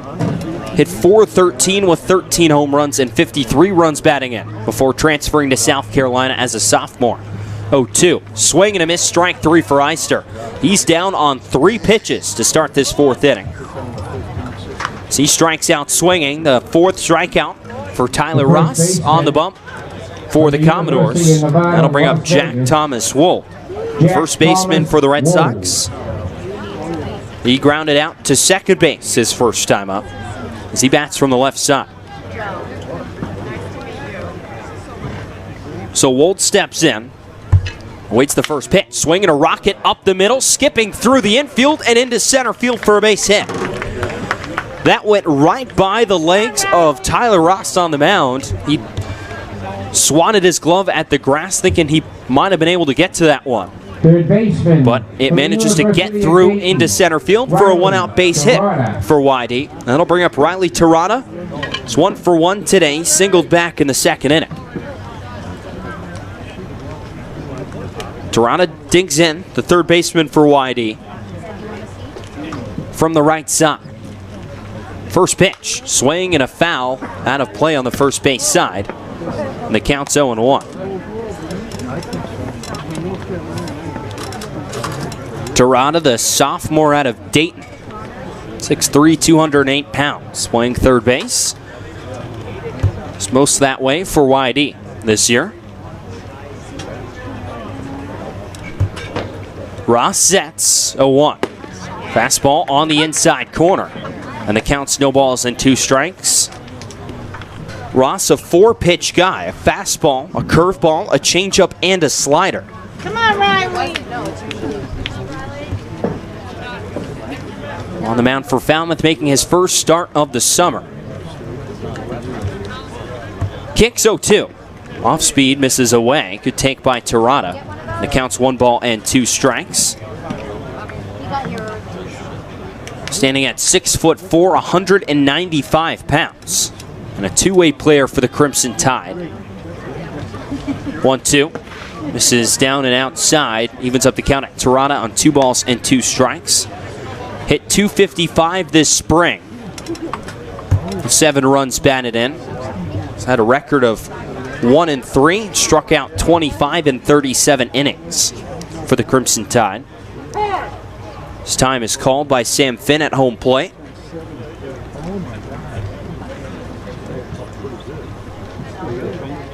Had 2 long balls as well in the spring, along with 4 doubles.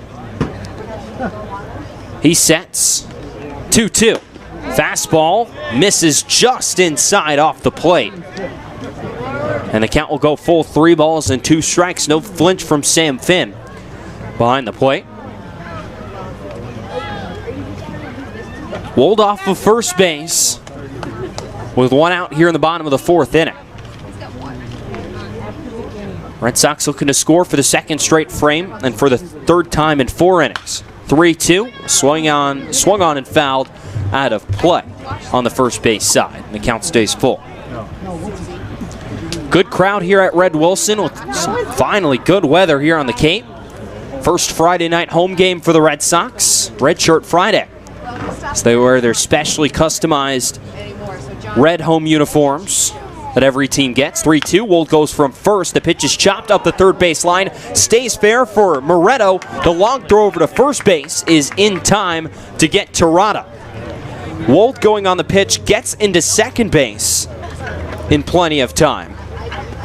As Moretto had to make the play deep behind, in the bag behind third, as that ball just stayed fair by not too much. And made the long throw over to retire Terada for out number 2 here in the 4th inning. That'll bring up R.J. Yeager out of Mercer, the shortstop. Kick in the first pitch from Ross, swinging a weak dribbler towards short. Cruz fields on the run, throws to first, it pulls Radcliffe off the bag. Wold coming home, the throw to the catcher Klotz is in time to get Wold rounding the bag at third and coming home. So an aggressive send from Pick at third base. And Wold is gunned down after Yeager would have reached over at first base due to the errant throw from Cruz, but instead the Commodores able to get out of the inning. So we'll head to the 5th inning. Here from Red Wilson Field, it's the Red Sox 3 and the Commodores 2 here on the Cape Cod Baseball League Network.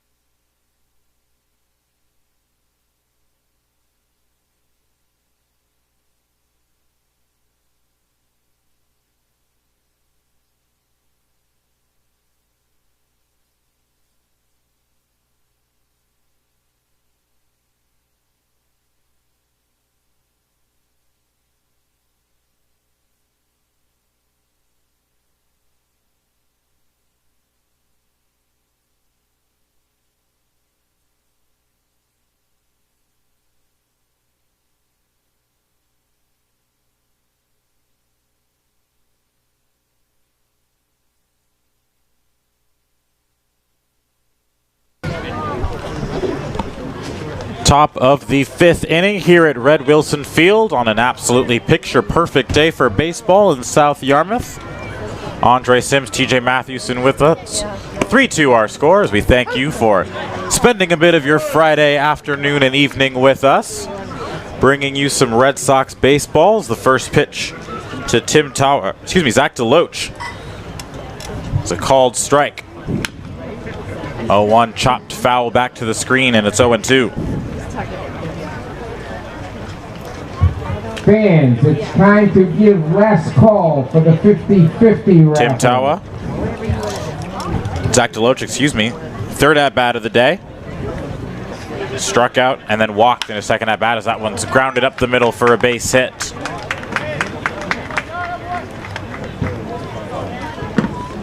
So once again, Commodores with the runner on. Third baseman from Cal State, Sacramento. Yet again, the leadoff runner is on for the second time tonight. And Colin Kafka back into the stretch. Steven Moretto now steps in, flew out to center, and got hit by a pitch in his second at-bat.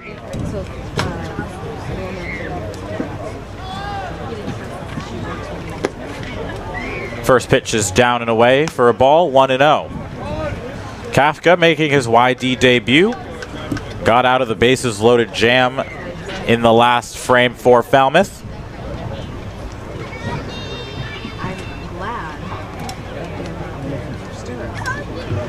The 1-0. Grounded on the back towards Terada. He bobbles it.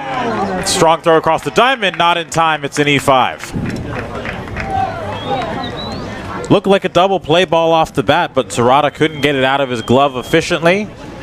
And it's now first and second after the error. First baseman from Georgia Tech, Darren Radcliffe. So Falmouth very quickly in business, threatening to tie the game here in the top of the 5th inning. Kafka immediately finds himself in some trouble he didn't ask for.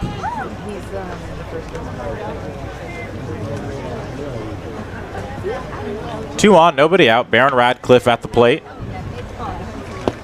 First pitch gets away from Wells, and now the double play is out of order. And it's second and third, still nobody down.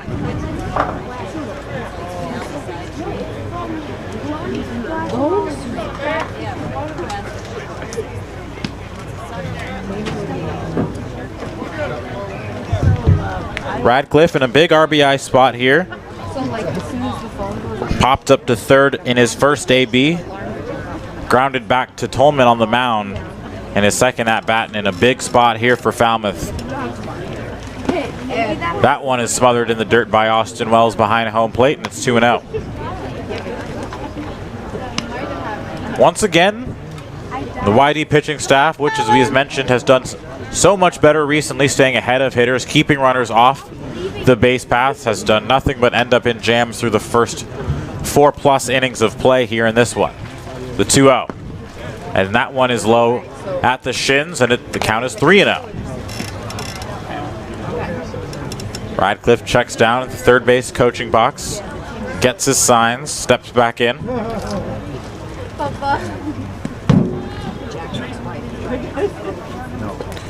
DeLoach at third, Moretto at second. Kafka will step off and gather himself. And now he's set at the belt. 3-0. That one's in there for a called strike. Took a little bit off. Radcliffe was taking all the way. 3-1. Still very much a hitter's count here for Radcliffe. Points the bat out towards Kafka on the mound. Now pulls it back. 3-1. Swung on and missed, and the count runs full. It's 3-2. This would be a big first out for Kafka in his YD debut. If he can come back from down 3-0 to get the first out of the inning. Kafka set, kicks and deals, got him swinging on the fastball, and there's the first out.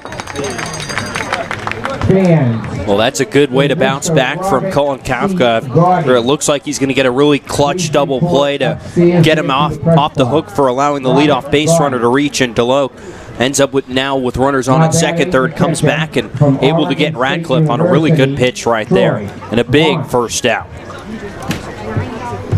Troy Clonch now steps in, entered the day hitting 143, got absolutely robbed by Sam Hall out in center field. They shading Clonch to pull a little bit, and Hall tracked well into the right center field gap to make a headlong dive. Rob Clonch of extra bases. Clonch singled in his first at-bat of the day.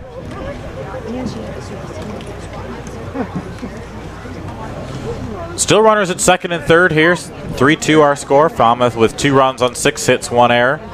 Red Sox with 3 runs on 5 hits and 1 error. The 1-0 pitch is a sweeping breaking ball that sweeps outside, and it's 2-0.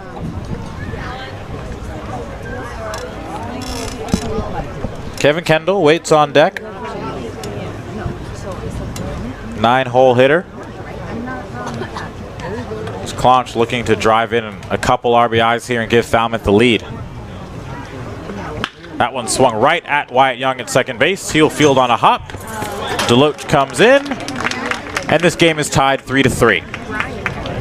So an RBI ground out for Troy Clonch ties this game, and now Kevin Kendall will step in still with the go-ahead run 90 feet away. The Red Sox defense had an opportunity to try and gun the runner down at home. I'm sure they would have tried it, but Wyatt Young playing deep in the hole at second base there, gets that one on one hop, doesn't really have to move. It's way too long of a throw to try and at home plate, so just take the easy out over at first. Infield still playing back, slightly shifted as RJ Yeager stands not too far to the right of the second base bag as the first pitch from Kafka is a breaking ball in there for a called strike to Kendall. Riley Terrada's even with the bag at third. And Wyatt Young well into the second base hole as they are playing Kendall to pull. Swung on and missed the breaking ball, and it's 0-2. So far in this one, Falmouth has scored in every other inning, the first, the third, and now the fifth. 1 apiece for their 3 runs. YD got 2 in the first and then 1 in the third.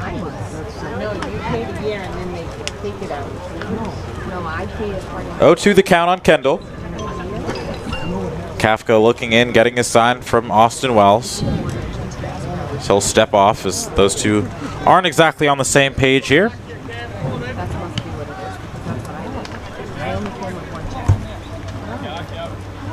Steven Moretto waits on third base. He'll step off once again, and Colin Kafka wants to talk about it.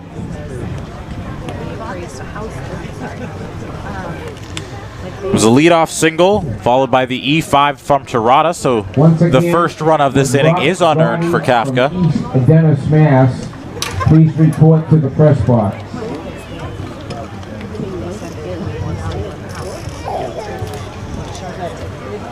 So Wells and Kafka have had their discussion. Now Wells retakes his crouch. Kendall steps back in, and the count is still 0-2. Wind slightly blowing out to left. Pitch out, and they got him picked off.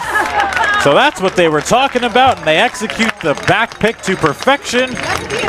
Wells to Terrada, and they get Moretto, and they catch him napping there on his secondary, and that'll end the inning. But not before Falmouth pushes the tying run across the plate. We head to the bottom of the fifth. You're listening to Red Sox Baseball on the Cape Cod Baseball League Network.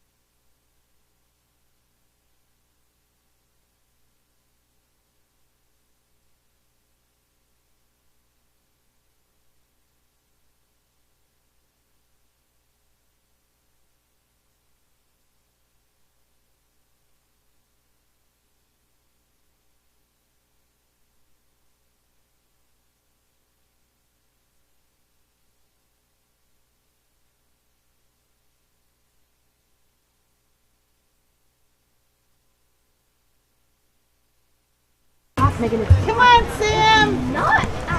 Bottom of the 5th inning. Sam Hall steps in. And he will face Aiden Maldonado, the new pitcher on the bump for Falmouth. As his first pitch is off the inner half, and it's a ball 1-0.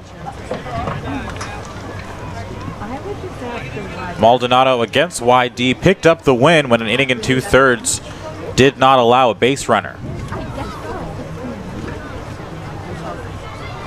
But on the year, his ERA is north of 7. So that one's high and tight to Sam Hall. And it's 1-1. Excuse me, 2-0. Was roughed up at Hyannis in 2/3 of an innings. Gave up 3 runs, 2 of them were earned, 2 hits. Working out of the stretch. Delivers a called strike in there, 2-0, and it's now 2-1. Come on, Sam.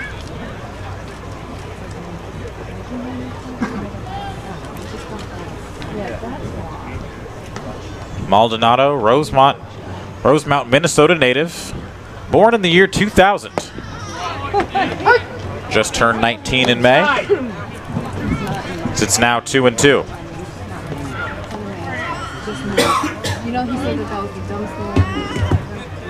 Hall steps out, adjusts his sleeve. Now steps back in, 2-2. Hall flew out to left his first time up.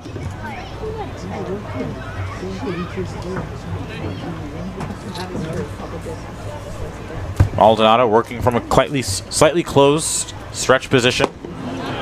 Unleashes a good breaking ball there. Hall swings over the top of it. That's out number 1. Second baseman from Pepperdine University, Wyatt Young. So now that'll cycle YD back to the top of the order. Wyatt Young steps in for his 3rd at-bat of the day. He's reached base twice.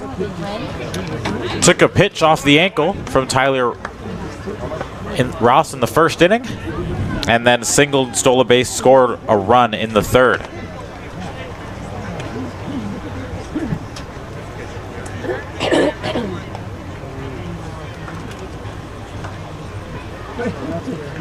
Young slightly choked up on the bat. Looks at a fastball on the outer half, 0-1.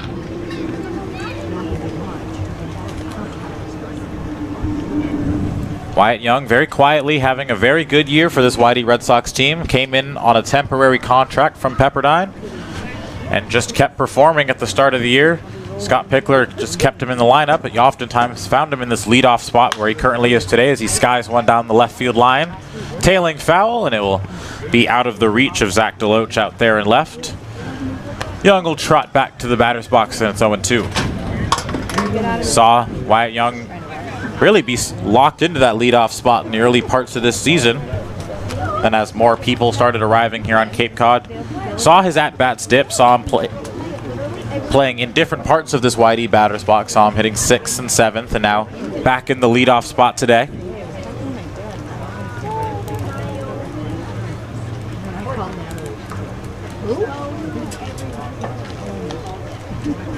Lifelong Red Sox fan, models his game after Red Sox second baseman Dustin Pedroia.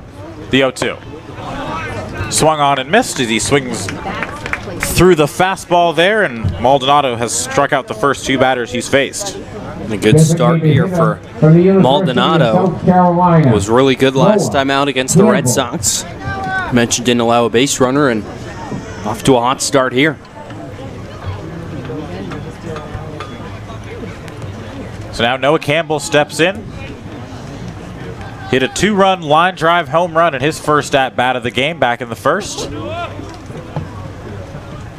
She was hired by my grandfather when they opened her, so they the one and only secretary of John F. Maldonado fires the first pitch, fastball wide, and it's 1-0.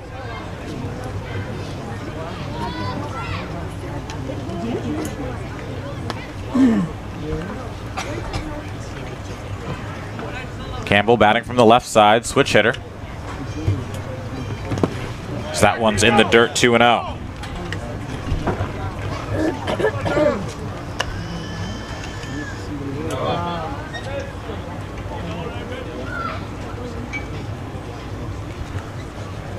Campbell, very successful here in this Cape League season thus far. Setting himself up to be looking at an all-star nod. Checks his swing, but it doesn't matter. It's a called strike, 2-1.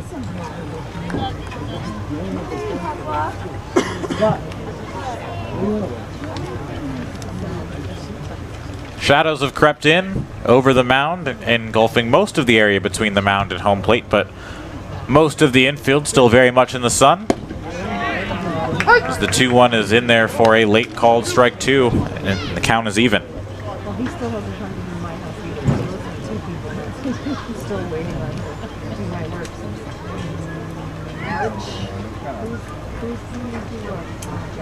Count even at 2 balls, 2 strikes, 2 down here in the inning. Maldonado looking to strike out the side. That one's in the dirt, smothered behind the plate by Troy Clonch, and the count runs full. Noah's done a really good job of not chasing too many pitches this season. He's only struck out 4 times so far on the summer. Struck out looking back in the 3rd inning on pitch he thought was ball 4. Ended up being strike 3.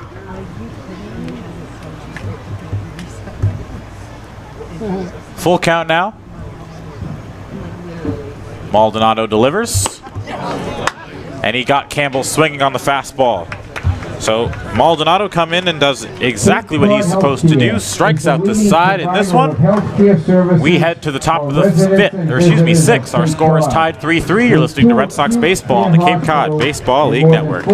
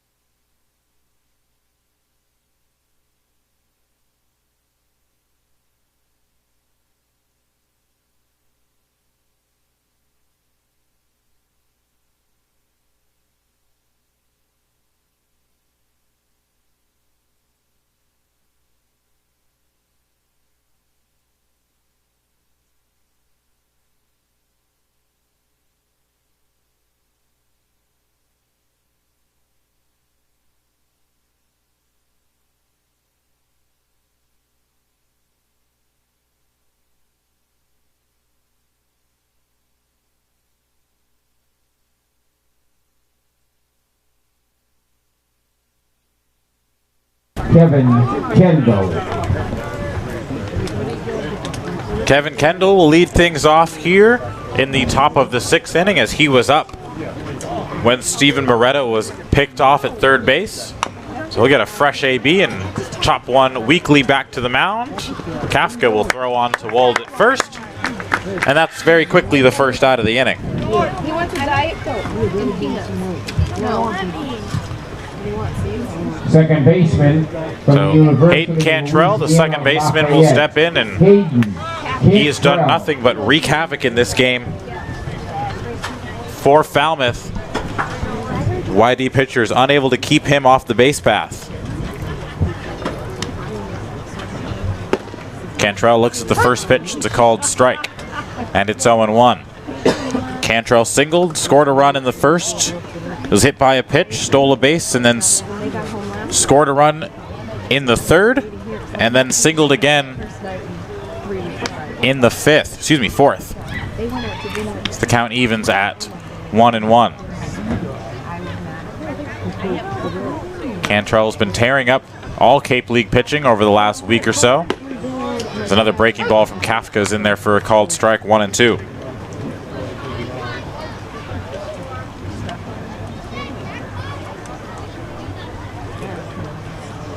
The 1-2 on its way.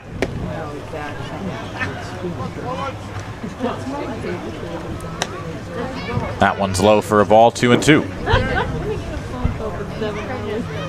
Cantrell steps back in, batting from the left side.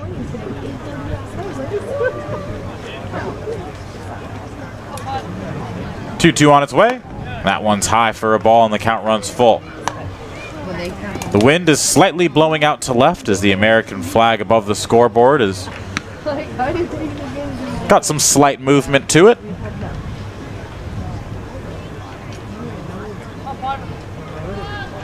Kafka shakes off a sign, now gets set to deliver the full count. That one's high, and once again, Hayden Cantrell is on. These Red Sox pitchers just can't figure out a way to get Cantrell out. He's just been on an unbelievable tear since last week. And it just continues more here today. He's reached base all 4 times he's been up. The on-base percentage continues to rise for Hayden Cantrell. Reached base safely all 4 times today. Pickoff move, Cantrell back with a dive. He has certainly been in the heads of pitchers today.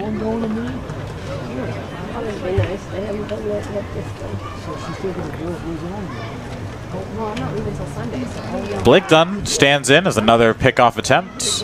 Cantrell back again, certainly getting the uniform dirty in this one. Blake Dunn sacrificed in the first, and then has a base hit and a walk. The first pitch is a breaking ball that drops outside, 1-0. Kafka should keep an eye over on Cantrell. As a couple of stolen bases here today. He's been pretty aggressive over there. Cantrell gets his lead. Kafka comes set and delivers. It's a breaking ball. This one finds the zone, and it's 1-1. 3-3 our score here still in the top of the 6th inning. And for the first time in this one, Falmouth scored and YD did not return the favor in their half of the same inning. Pitch out. Cantrell back with a bit of an awkward feet first slide. 2-1.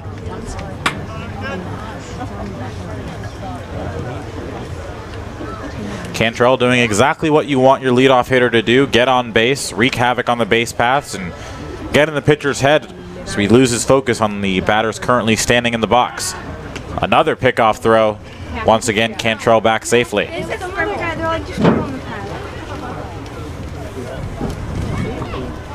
No, the workers were like, just scribble on the pad. Count remains 2-1 here.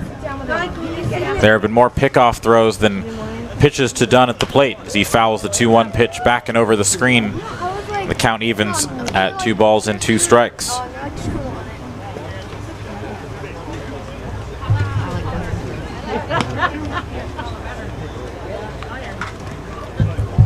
Come on, Colin. Cantrell once again gets his lead. Kafka takes a couple deep breaths on the mound and steps off.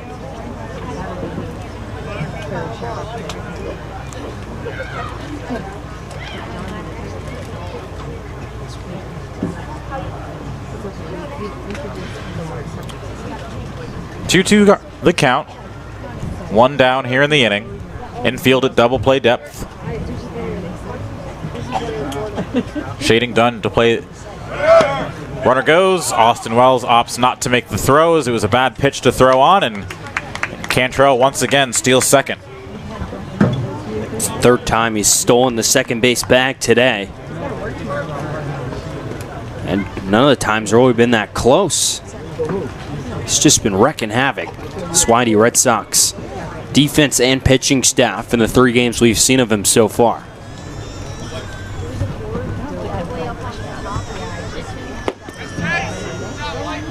Three-two pitch is downstairs, and it's runners on first and second again. Seemingly every inning, Falmouth has had at least 2 runners on. There's been a lot of traffic on the base paths for the Commodores. They've done a really good job of working the count and making the Whitey pitchers come to them, which the Red Sox, they have not today.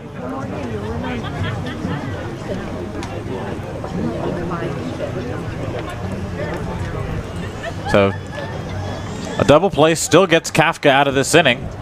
Yeager holding on Cantrell at second base. Trey Cruz grounds the first pitch foul off the right-hand side, and it's 0-1.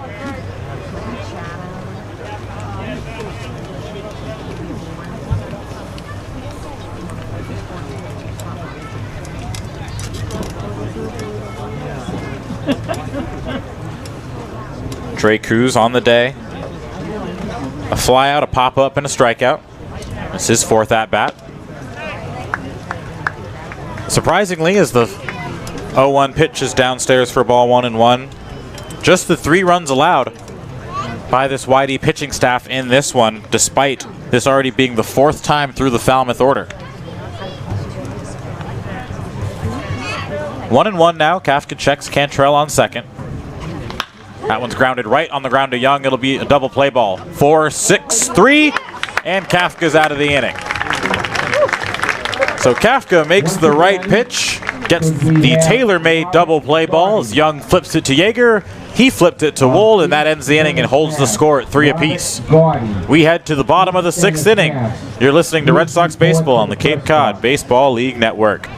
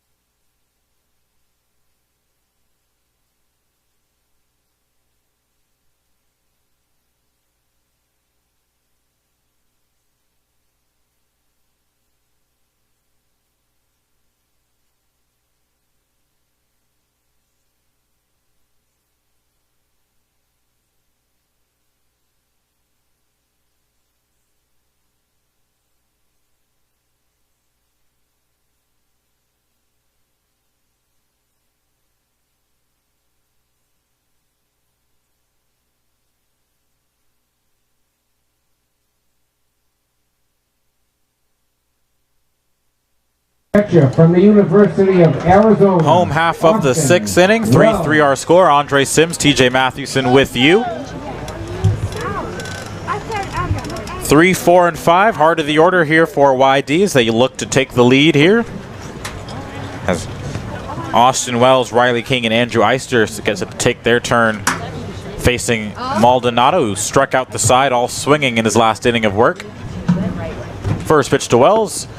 Skips in to home plate, and it's 1-0. Pam, George's wife. This is my dad. It's Mrs. Pam. She works with me. Wells had a strikeout in his first at-bat, then singled home Wyatt Young in the 3rd. And he rips a single. Cantrell stumbled a little bit, and that's a base hit. So Wells has his 2nd hit of the day. Pair of singles for him in this one. Georgia, Riley. And Riley King steps in now, looking to extend his 5-game hitting streak. 0 for 2 today.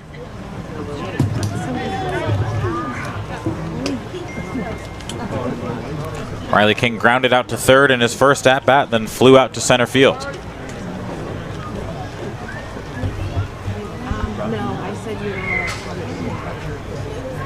Identical lines in this one for both teams, both Falmouth and YD with 3 runs, 6 hits, and 1 error. Wells is taking off on the pitch. Claunch's throw skips in. Cantrell applies the tag, not in time. Second stolen base of the day for Austin Wells. And there's the athleticism showing itself once again. Now 4 for 4 on stolen bases this season. Shown excellent awareness there on the base paths. He got himself a good pitch to run on. Clonch unable to get the throw in there on a line. And with the time it took for Cantrell to pick it and apply the tag, Wells got his foot in there. So he now sits on second base. 1-0 the count to Riley King at the plate. No one holding Wells on. The 1-0's in the dirt. Clonch quickly out of his crouch to smother it. And it's 2-0.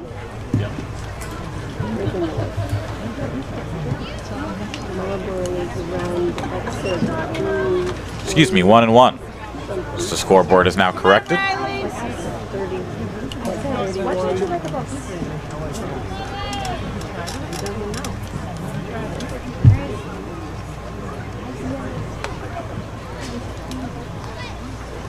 One to count. Maldonado comes set. Breaking ball misses off the plate inside, and it's 2-1.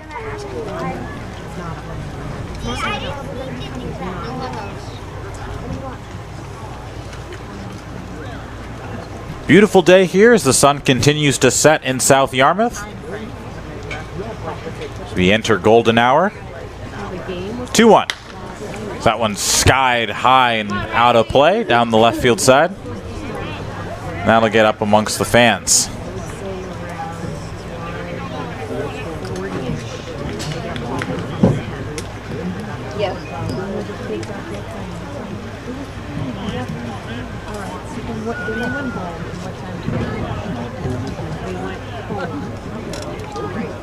Riley King now back in the box.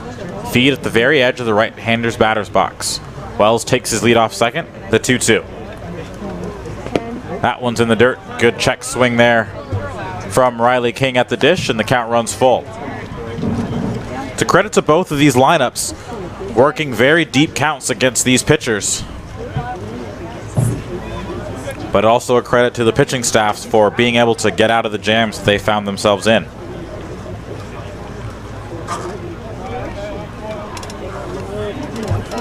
Full count now to King. As that one runs inside, and the hit by pitches are just being handed out left and right in this one. It's now runners on first and second. Yeah, now 2 hit by pitches on the day for YD. And Left fielder from the 3 University for of the South Commodores. Carolina, Andrew Pitchers Eister. at parts today have just been all over the place, both on the Falmouth and YD side. So that'll draw a visit on the mound. No motion to the bullpen. No one even working in the Falmouth bullpen, so just a chat here. The Red Sox would like to thank Franklin Sports for their sponsorship of the Cape Cod Baseball League. Franklin is yet again proud to be the official. So a quick conference on the mound as the Red Sox have runners on first and second looking to take the lead. Nobody out. Andrew Eister set to step up to the plate. He's got a pair of strikeouts in this one, so he'll be looking to get off the schneid and help his team out in this one. Last time he saw Falmouth, he touched up the Commodores pitching staff for a pair of home runs in 2 games. That coming on Sunday in Falmouth. And he's going to get an opportunity to hit with runner in scoring position here in Wells and 2 runners on in total. See if he can come up clutch and put the Red Sox on top as they enter the 7th inning. One of those home runs, as TJ mentioned, a 430-foot shot to straightaway center field at Gov Fuller Field. Z steps in now with 2 runners on and nobody out. Big opportunity here in the bottom of the 6th inning as Maldonado will spin around. Chase Wells back to the bag. No one crashing for the throw.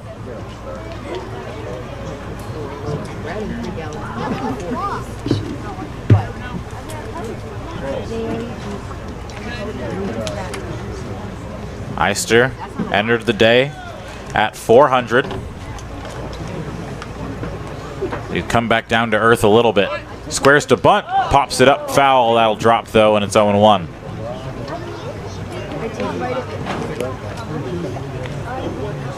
Interesting ploy there from Scott Pickler, using one of your best hitters to bunt.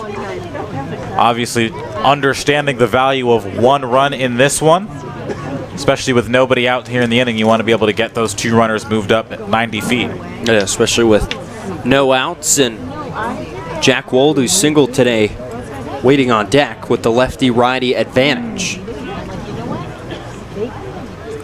So 0-1 now to Eister. We'll see if he squares again. He does. This time pops it up again. Radcliffe crashing hard, unable to make the plays. Eister is 0 for 2 on bunt attempts. And he's popped them both up. Usually happens when you dip, instead of keeping the bat level and letting the ball hit it, you're dipping the bat head, and it just ends up popping the ball up into the air, both times towards the first base side. So now Eister's going to have to work with an 0-2 count. Both infielders now playing on the edge of the grass. Middle infield at double play depth. So large holds. If Eister can put something on the ground to the left or right side. Wells waits on second base. Riley King on first. And here's the 0-2 from Maldonado. So that one runs in and hits him. So another hit by pitch. And the bases are now loaded for YD. The second straight hit by pitch from Aiden Maldonado, who just looked overpowering in the 5th inning. Has allowed 3 straight YD hitters to reach, and he's able to get Andrew Eister to pop up 2 bunts in a row in foul territory, be ahead 0-2, and then comes in with a fastball and just clips the jersey of Eister and loses him just like that. So now Wold with the golden opportunity to break this game open for YD as he steps in with the bases juiced and nobody out. Wold with one swing of the bat can make a major difference in this one. The first pitch is a fastball down and in, 1-0. Save the day. Control an issue for both sides, as we've seen walks and hit by pitches galore. Like, all right, are you hungry? Wold awaits the 1-0 offering. Checks his swing, and that pitch is on the outer half, and it's 1-1.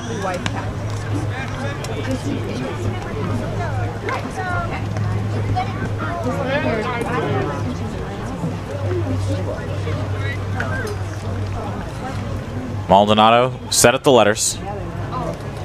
Delivers the 1-1. Wold spoils it off the left-hand side. That one gets out of play.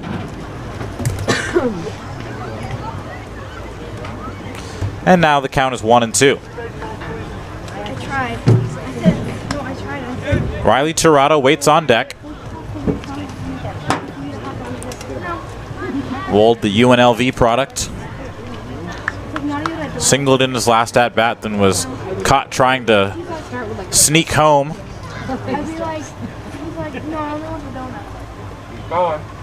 The 1-2. Swings through the fastball offering from Maldonado, and that's a big first out for him. Wold down with his first strikeout of the night, and Riley Tirado will step in.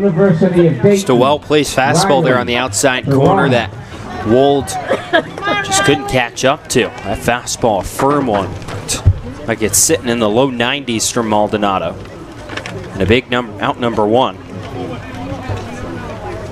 So similar to Kafka in the last half inning, the double play gets Maldonado out of this jam.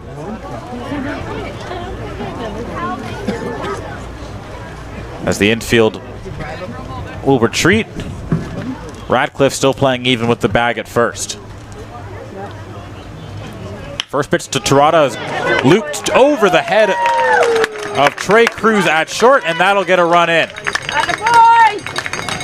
Cruz tried to deke Austin Wells a little bit by bluffing that he was going to make the catch, but it drops into shallow left center field, and it's an RBI single for Riley Tirado. Shortstop from Mercer University, RJ. Tirada's picked up his first 2 singles of the season today, and his 2 for 3 day. Neither hit very hard, but it gets the job done. Cruz, for a second, had me confused too up here in the booth as he tries to deke the base runners. The Red Sox score 1 run anyway and take the lead here in the 6th inning. So now R.J. Yeager will step in, hoping to keep the line moving. Bases still loaded. Now 1 down in the inning. 1 run across. 4-3 our score.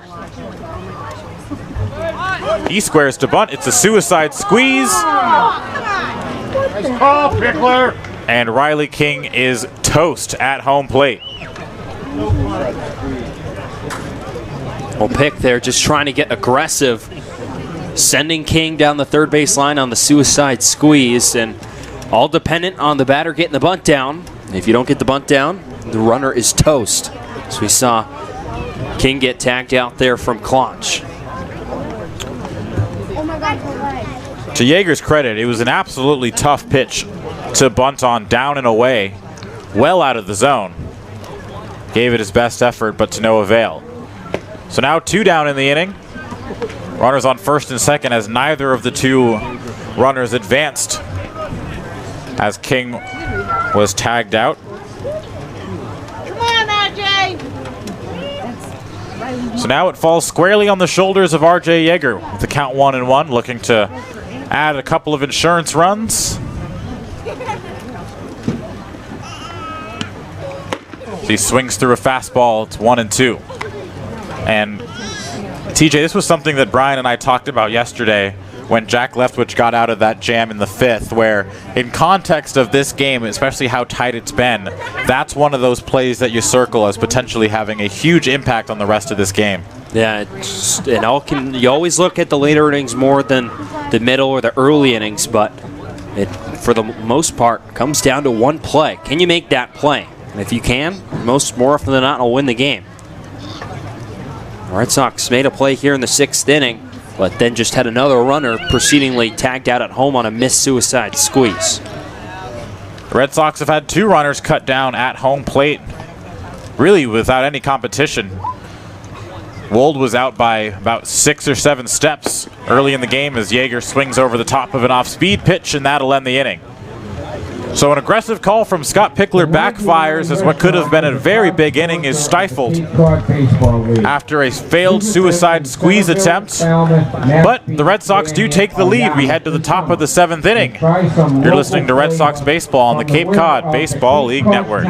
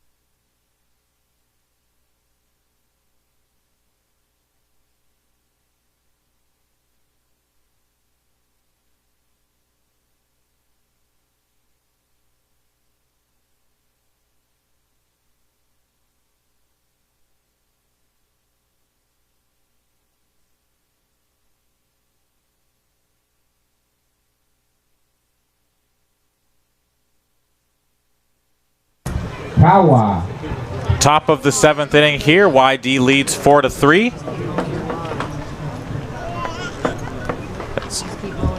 Tim Tawa steps in and faces the new arm for Scott Pickler, the righty Brandon Dufault. First pitch swinging, and Tim Tawa, and he waves and misses for a strike, 0-1. So the final line on Cullen Kafka, 2 1/3 inning, just 1 hit, 1 run, it wasn't earned. 3 walks and 2 strikeouts as the count's quickly 0-2.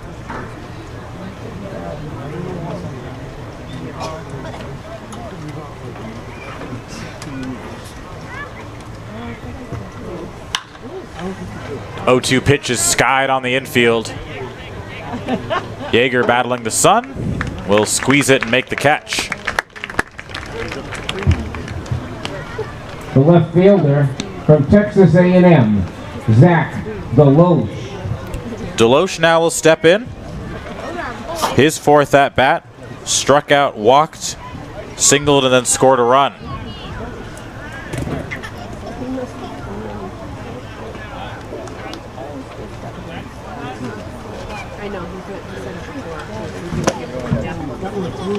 First pitch skips away from Austin Wells, and it's 1-0.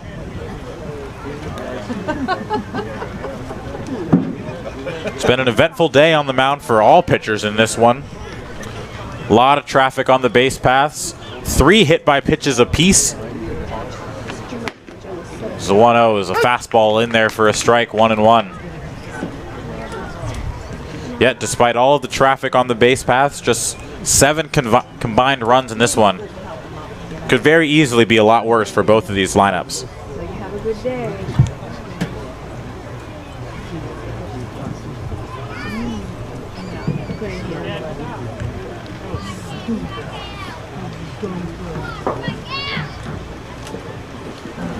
1-1 on its way.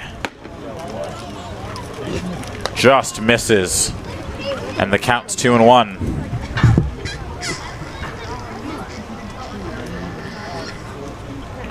Brandon Dufault, a junior, out of Northeastern. The 2-1 pitch is a fastball, misses off the outer half, 3-1. 6'5", 195-pound righty.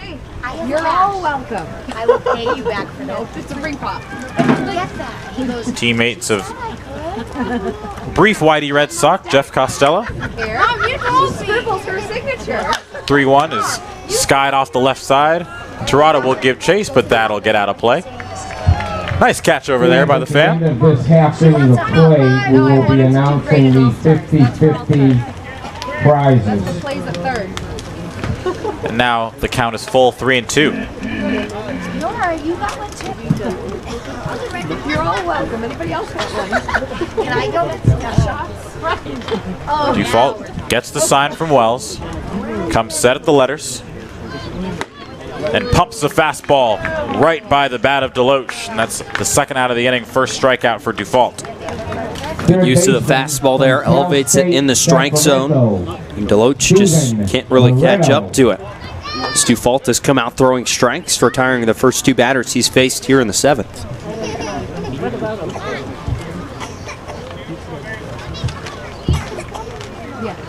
So now, Steven Moretto steps in, reached on an error in his last at-bat, and then was caught napping on the back pick from Austin Wells at third base.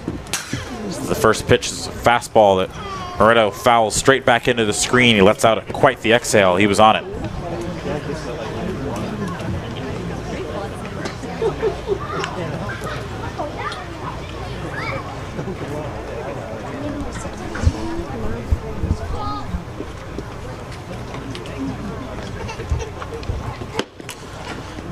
The 0-1 pitch is a fastball, called strike on the outer half, 0-2.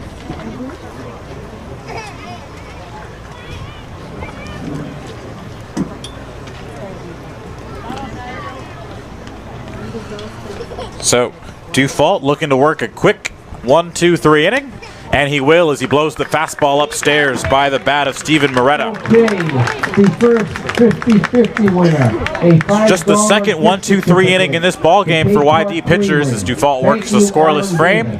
It's stretch time. YD leads 4-3. We head to the bottom of the 7th on the Cape Cod Baseball League Network. 1.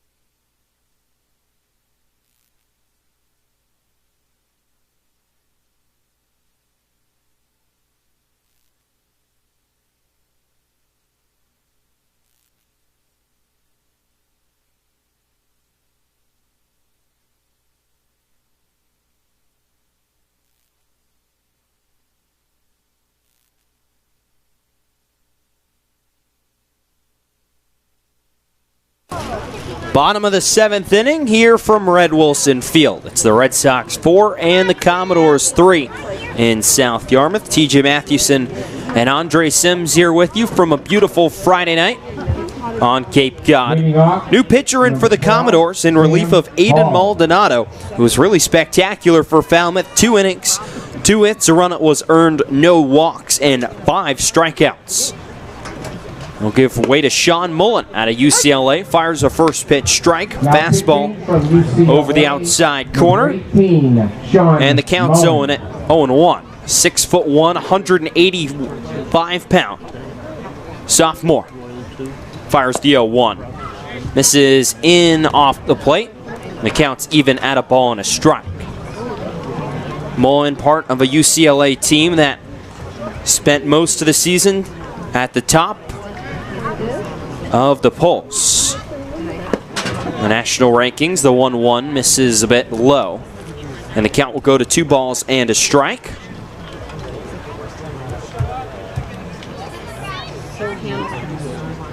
Working out of the windup to Sam Hall, the 9-hole hitter for YD. 2-1, skips in there, scooped out of the dirt by Claunch. The count will go to 3 balls and a strike. So Mullen just finishing up his freshman season. Didn't throw at all for the Bruins this year. It's the 3-1. Broken bat, line drive right at the third baseman, Moretto. He doesn't have to move too much as he makes the catch at about head level for out number 1 here in the 7th inning. So Wyatt Young, the leadoff man for YD, will lead it up. Well, comes to the plate with an out here in the 7th. He's 1 for 2, scored a run back in the 3rd inning when he recorded his only hit on the day, a single. Struck out swinging in the 5th. Was hit by a pitch to lead off the YD batting in the bottom of the 1st inning. Mullen winds, first pitch, swing and a foul straight back off the chain link behind home plate. The count's 0-1. Only action Mullins has seen as a member of the UCLA Bruins. Last summer, he pitched in the West Coast League with the Yakima Valley Pippins at a 16 ERA in an inning and 2/3. Not in very limited opportunity. 0-1. Catches the inside corner. It's quickly no balls and 2 strikes. A former 35th round draft pick of the Colorado Rockies back in 2018. 2.66 ERA as the 0-2, check swing down to third base. Gaetani down at third. Says that Young didn't go around. They'll exchange baseballs at home plate. Mullen gets a new baseball. The count will go to 1-2 on Mullen. Stockdale High School in Bakersfield, California is where Mullen's from. Righty winds, 1-2 on the way. Swing and a miss, strike 3.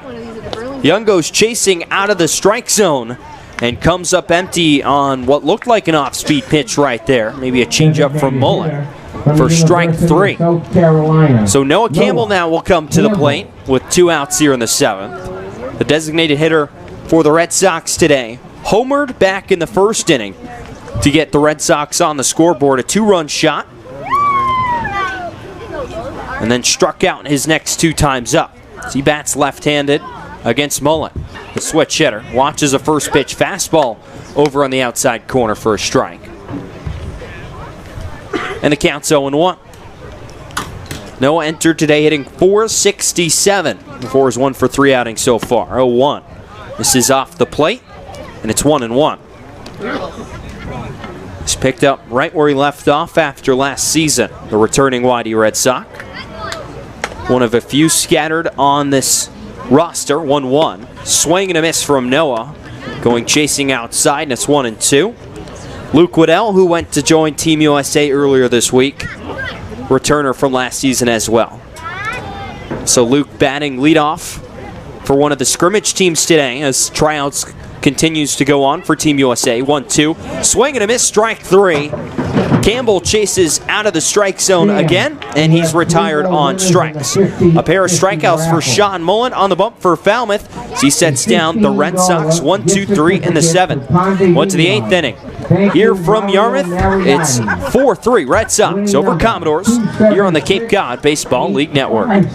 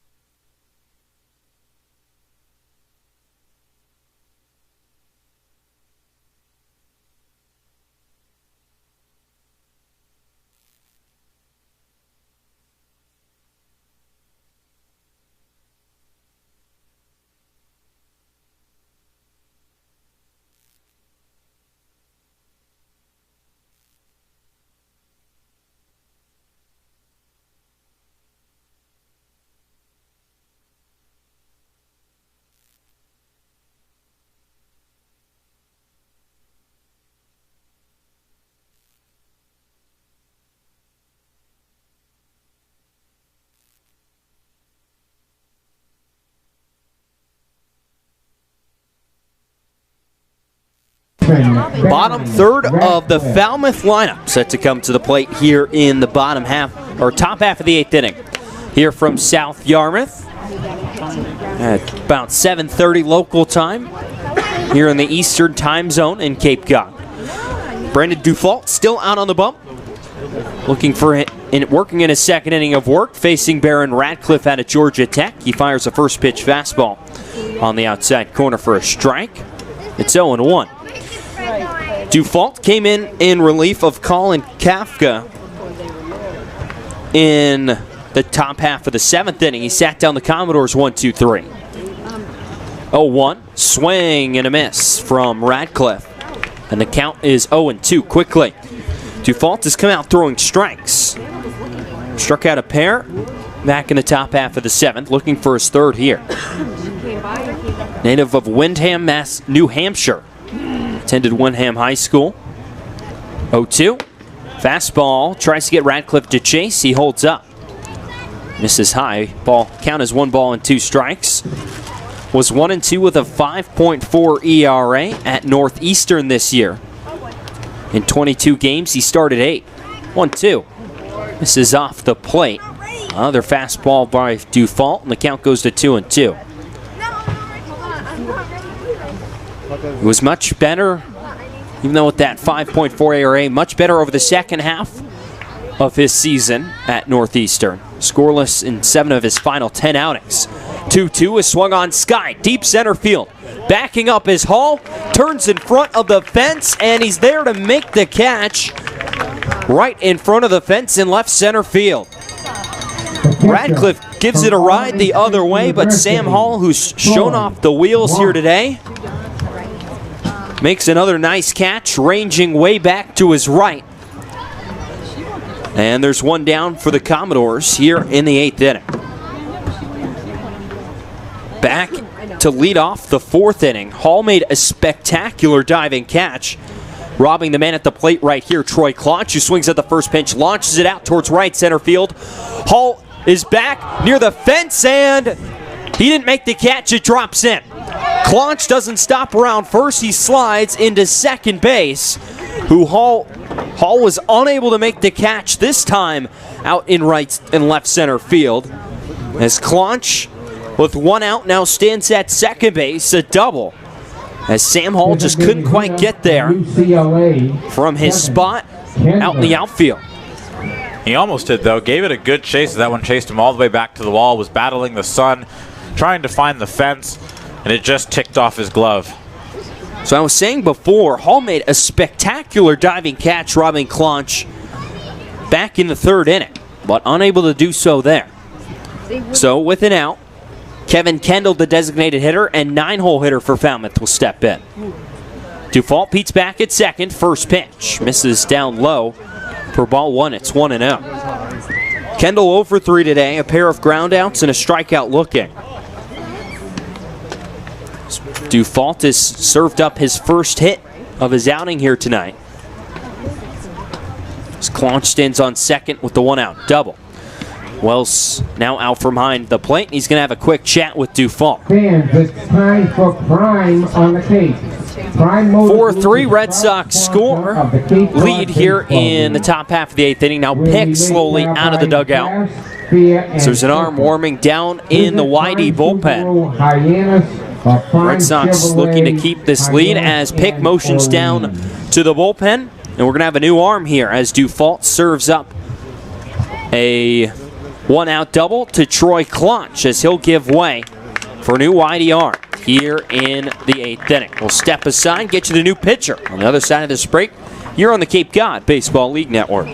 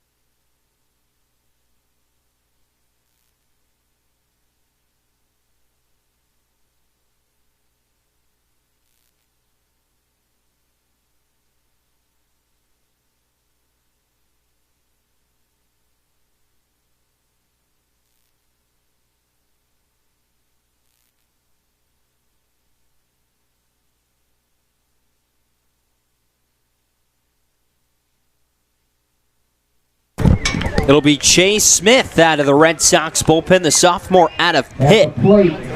He's tasked with shutting down the scoring chance for the Commodores here in the top half of the 8th inning. Runner on second, and Troy Claunch, Kevin Kendall at the plate. Righty Smith kicks, fires home the first pitch, swinging a dribbler up the middle. Ranging over is Yeager. On a slide, Fields throws to first, it's not in time. Kendall reaches at first base, able to beat out the throw from R.J. Yeager at shortstop. Advancing to third is Claunch. And now the Red Sox are working in trouble here. Runners on at first and third, and the hottest hitter in the Commodore lineup, Hayden Cantrell at the plate. Not to be lost on that play, Jack Wold made an outstanding pick at first to keep that ball from getting past, which would have absolutely allowed the run to score and tie this game before Cantrell even stepped into the batter's box. So the switch hitting Cantrell, bat left-handed. Smith the righty. Sets, runners off their bases on the corners. First pitch misses outside to Cantrell. It's 1-0. But the big thing here, the double play is now in order. If Cantrell grounds one to any of the middle infielders, R.J. Yeager or Wyatt Young up the middle, will turn two. Runner goes from first. Cantrell swings, ropes it down the right field line, but hooks it well foul. And the count is going to even up at a ball and a strike. Smith has been excellent so far for YD. A 1-0 record, a 1.92 ERA, and 4 2/3 innings so far in his fourth game out of the bullpen. He has struck out 5 and walked just 2. Cantrell digs back in. He'll pinwheel the bat once, now twice, and bring it up as he's waiting for Chase Smith to get a sign from Austin Wells. The righty sets as Smith turns and throws over to first base. Back in time is Kevin Kendall.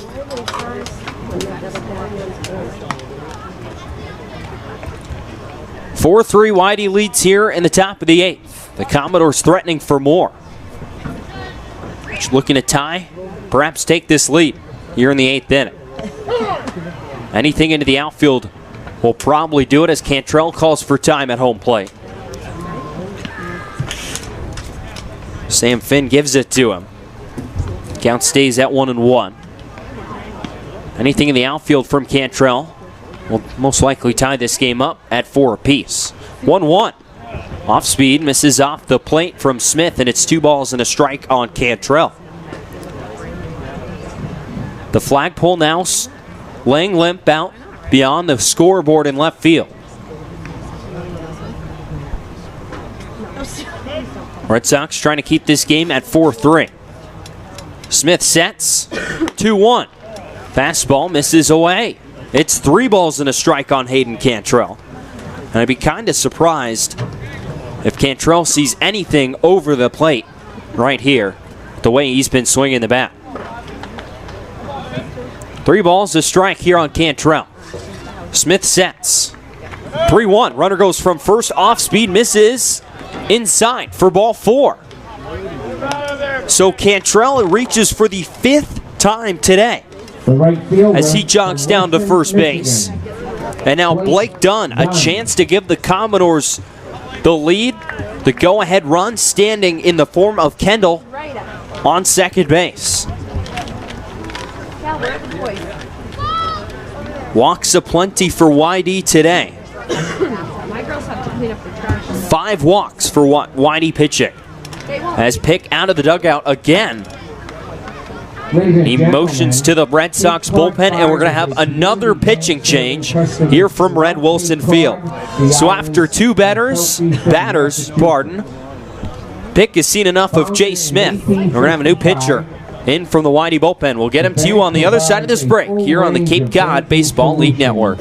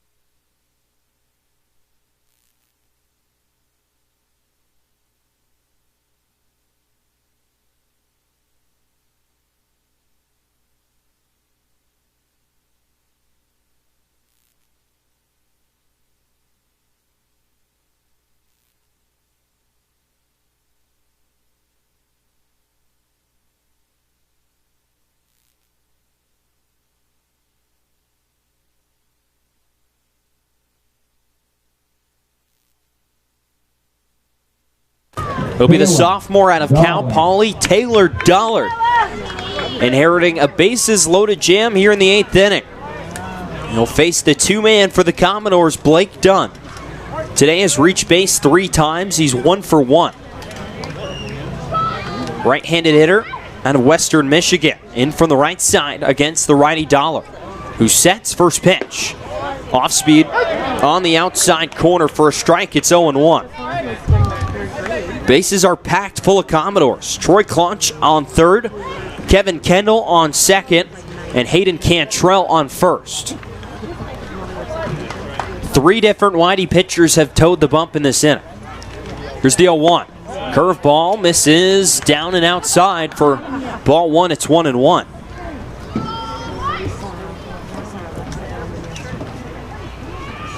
This is a big spot for Dollard. He's been their most reliable reliever thus far this season, including a great outing in his last one. So we'll see if he can stem the tide here and strand the bases loaded. And his 4th game right here with Whitey has yet to allow an earned run. 1-1. This is outside, blocked by Wells. It's 2 balls and 1 strike on Blake Dunn. That mounting, Andre mentioned, at Harwich, 2 2/3 innings, 4 strikeouts, just 1 hit allowed. Over the 2+. He inherits quite a jam right here. Bases loaded, 1 out. The righty out of Cal Poly sets. 2-1. Curveball on the inside corner. Strike 2. It's 2 balls and 2 strikes on Dunn, as Dollard has used that curveball effectively here in his first batter. Defense playing back for a double play. Outfield straight up. Cover as much ground as possible. Dollard sets. 2-2. Fastball, strike 3 called. Dollard freezes Blake Dunn with a fastball right at the knees after pounding him with curveballs. He comes back with the heater and catches the Falmouth right fielder looking for out number 2 here in the 8th inning. That's a big-time pitch there from Taylor Dollard. You said it, TJ. It's breaking ball, and then came back with the fastball to freeze him. The breaking ball has been the out pitch for Dollard thus far, so this season, including those 4 strikeouts against Harwich, but opted to go with the fastball there, 3-2. Here's the switch hitting shortstop. Trey Cruz watches that curveball drop in for a strike. It's 0-1. Dollard, the Encino, California native at Cal Poly. This year at a 2.89 ERA. Out of the bullpen, had 4 saves. 0-1. Swing and a foul, straight back by Cruz. And Dollard quickly is a strike away from getting Whitey out of this mess here in the 8th inning. Dufault started the inning. He got the first out, a fly out to center field, and then a double, an infield single, and a walk. And 2 pitchers later, we're at this moment. Dollard ahead 0-2. Here's the pitch. Fastball way outside. Trying to get Cruz to chase. He doesn't. And the count will go to a ball and 2 strikes. Cruz today has yet to record a base hit. He's 0 for 3. He's reached on a walk back in the 4th inning. Batting from the left side, he pinwheels his bat a few times, waiting for Dollard to get the sign. The righty sets, and the 1-2 on the way. Swing and a miss, strike 3. Dollard fired up on the mound as he strikes out the 2 batters he faces here in the 8th inning and gets the Red Sox out of a bases-loaded jam and preserves the lead at 4-3. Led to the bottom of the 8th inning here from Yarmouth. It's 4-3 Red Sox over Commodores on the Cape Cod Baseball League Network.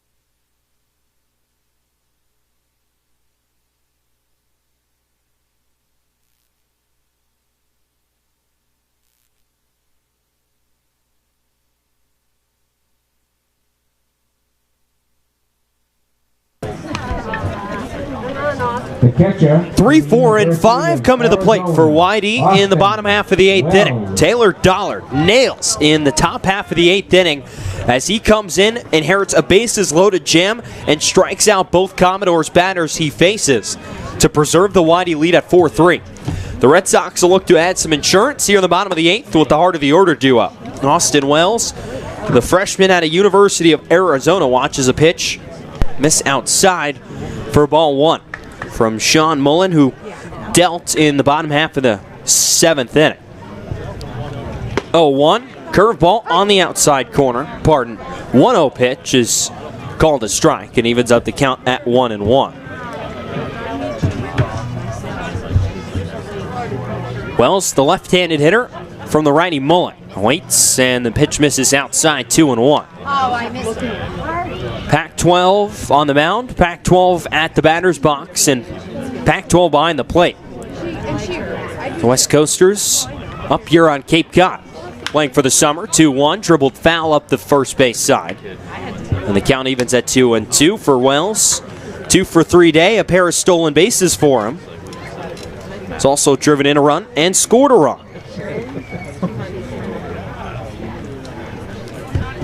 Temperature dipping a little bit with the sun going down here in Yarmouth. 2-2. Curveball misses away. It's 3 balls and 2 strikes on Austin. Cape League Player of the Week in Week 1.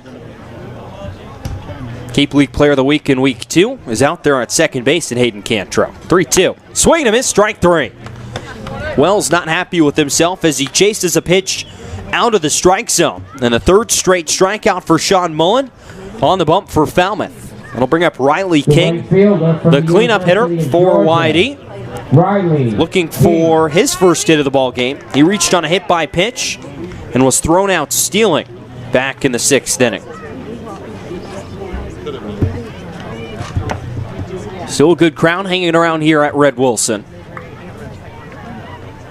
Third week of the Cape League season underway as the 0-1 is fouled straight back, or pardon, first pitch fouled straight back.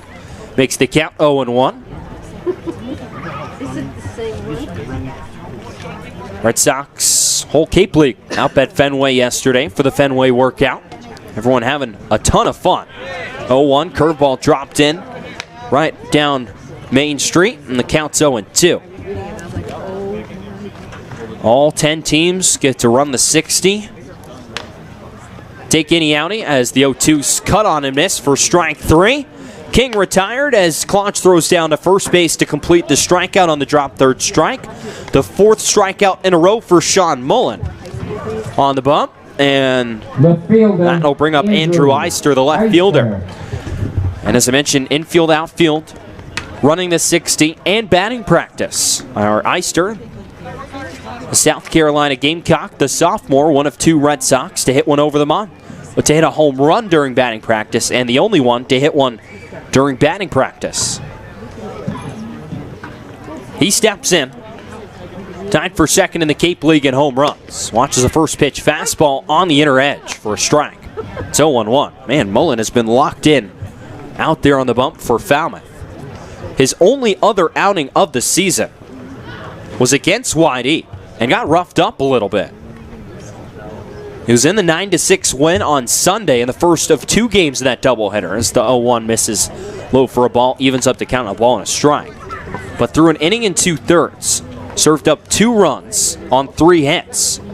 To go along with 3 strikeouts, he's already passed that total here today.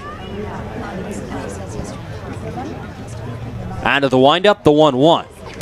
Curveball on the outside corner, and it's 1-2 on Eister. But a good adjustment here from Mullen.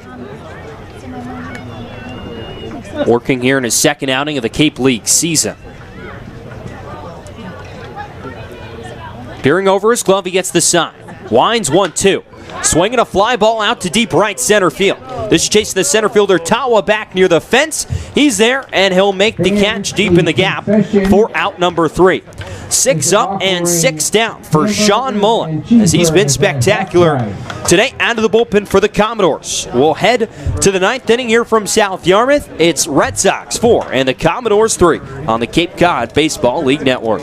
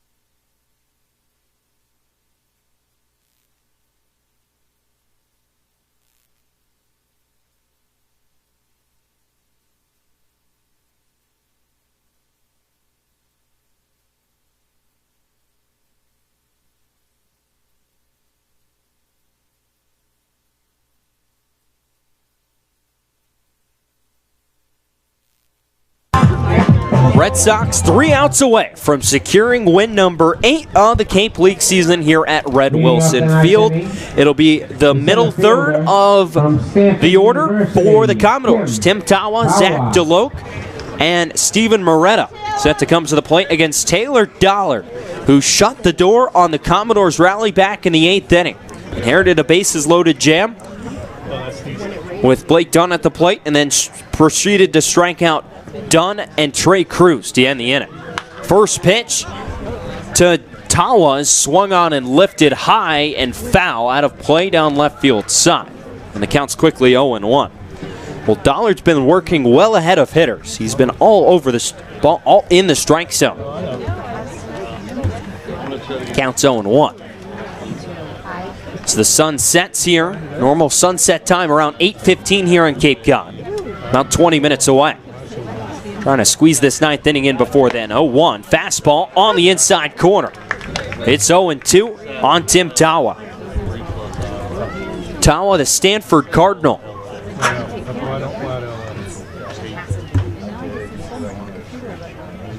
It's just 1 for 11, 1 for 9, pardon, to start this season entering today, as the 0-2 is skipped in there. And the count's 1-2. Today is 1 for 3 with a hit by pitch. So he digs back in from the right side. Dollard looking for out number 1 here in the 9th inning. Right-hander sets, 1-2. Swing and a chop foul off the leg of Tawa. And the count stays at a ball and 2 strikes.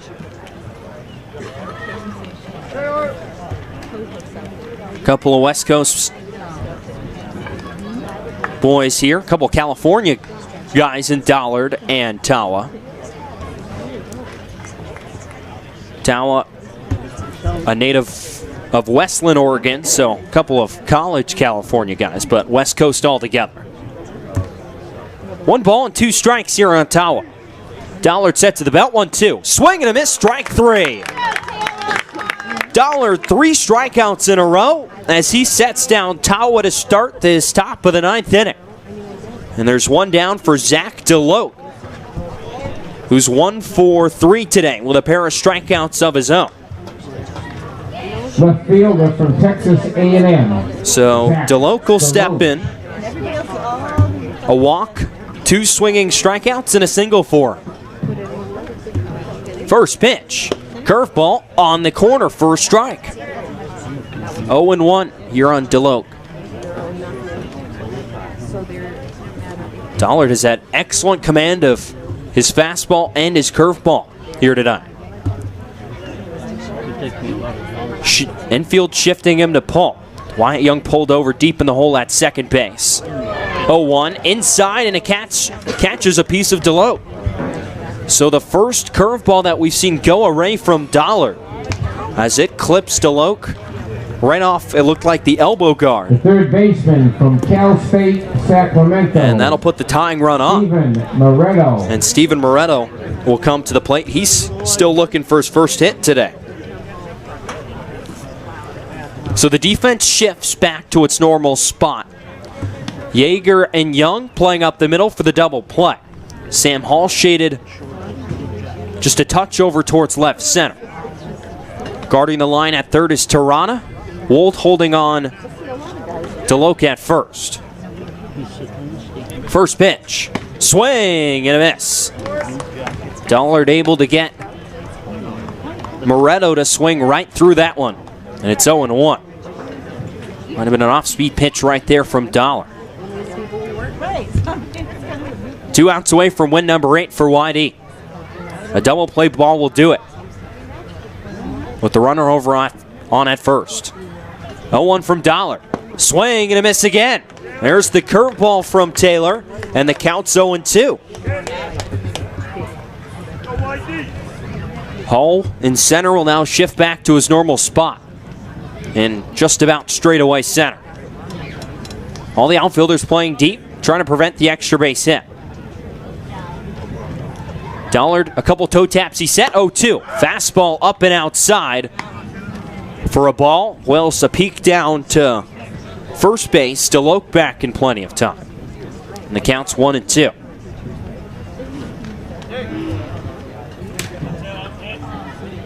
All 10 teams in action here on this beautiful Friday. Dollard, a deep breath, the 1-2. Swing and a miss, strike 3. Another strikeout for Taylor Dollard, number 4, as he gets Steven Moretto with a nice curveball off the outside corner. There's 2 down for the Commodores here in the 9th inning, and that'll bring up the first baseman, Barron Radcliffe. With Dollard locked in, we'll take a look around the league. In the bottom of the 7th in Bourne, Brewster up 1-0 over the hometown Braves. Hyannis trailing in Harwich 4-0 in the top of the 6th inning.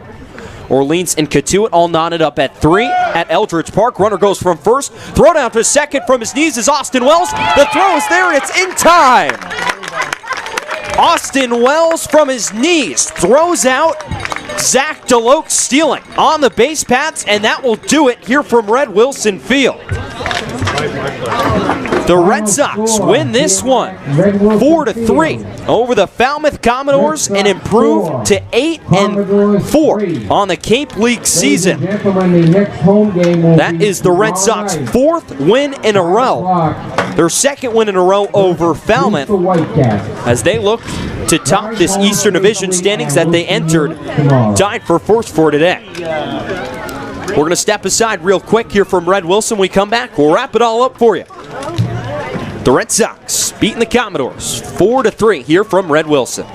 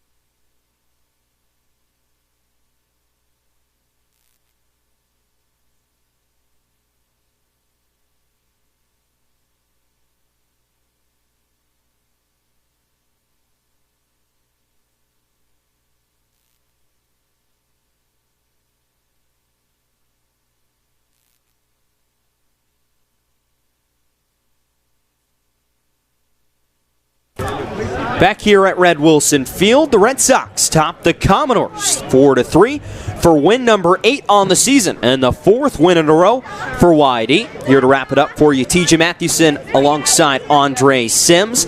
And Andre, today we saw, this game was really slugging along. A lot of base on balls, some sloppiness on the mound for both sides today. And it was really that clutch hit in the 6th inning off the bat of Riley Tirana that was the real difference maker in this ballgame. Yeah, honestly, given how sort of awkward and clunky that this game felt, it's honestly, it feels like one of those games that neither team really deserved to win with how many base runners and stuff are going on. Riley Tirada ultimately got the hit when it was necessary, and that's really what it came down to, was in the midst of all of this sloppiness, who was going to be able to take advantage? Neither team looked like they really wanted to or could take advantage of all the walks and the base runner. There were a ton of runners left on base for both teams. It was really just a matter of, at some point, one of the teams was going to step up and find that hit, find that gap, and it was Riley Tirada that did that with the bloop into shallow left field. And there in the 8th inning, Andre, it looked like it was all going to unravel for YD. It was bases loaded, 1 out, the go-ahead run over on second base, and Scott Pickler, his decision to bring in Taylor Dollard proved to be an excellent one with his scoreless inning and 2/3 and 4 strikeouts. Yeah, he's proven to be, without a doubt, the best arm in this YD bullpen. He has done nothing but come in and perform. Brian and I talked about him a bunch on the post-game show after Harwich, in which he pitched excellently in that game as well. And it's just impressive. It's a curveball that none of these Cape League hitters have been able to touch thus far. He's locating it with ease wherever he wants it to. It plays up the fastball with sits around 90. When you have a 75-mile-an-hour 12-6 hook like that, it makes a 90-mile-per-hour fastball look like 93, 95, and so he's been able to work both off of each other so very well. I've been very impressed with what he's done out of the pen so far. So Dollard slams the door at the end. As I mentioned, inning and two-thirds, 4 strikeouts. The win will go to Brandon Dufault. He threw an inning and a third, allowed 1 hit, and struck out 2. The loss will go to Aiden Maldonado. In his 2 innings, he allowed 2 hits, 1 run. It was earned, no walks, and 5 strikeouts out of the pen for Falmouth. The win improves Whitey to 8-4-1 on the season as they remain tied for first place in the Eastern Division, tied with the Chatham Anglers, who, as of right now, in the top of the 4th inning, are trailing Wareham 7-1 at Veterans Field. The loss drops Falmouth to 4-6-1 on the season, so they're sitting in at 4th place in the Western Division. 4 points, ahead of the Hyannis Harbor Hawks, who are trailing Harwich 4-0 at this moment at White House Field, and Harwich in the bottom of the 6th inning. Red Sox will be right here, back here at Red Wilson Field tomorrow, 5 o'clock first pitch. For the first time this season, we're going to get a look at the Brewster Whitecaps. So for Andre Sims, I'm TJ Mathewson. One last time, saying so long and good night from Red Wilson Field. The Red Sox take down the Falmouth Commodores 4-3 here in South.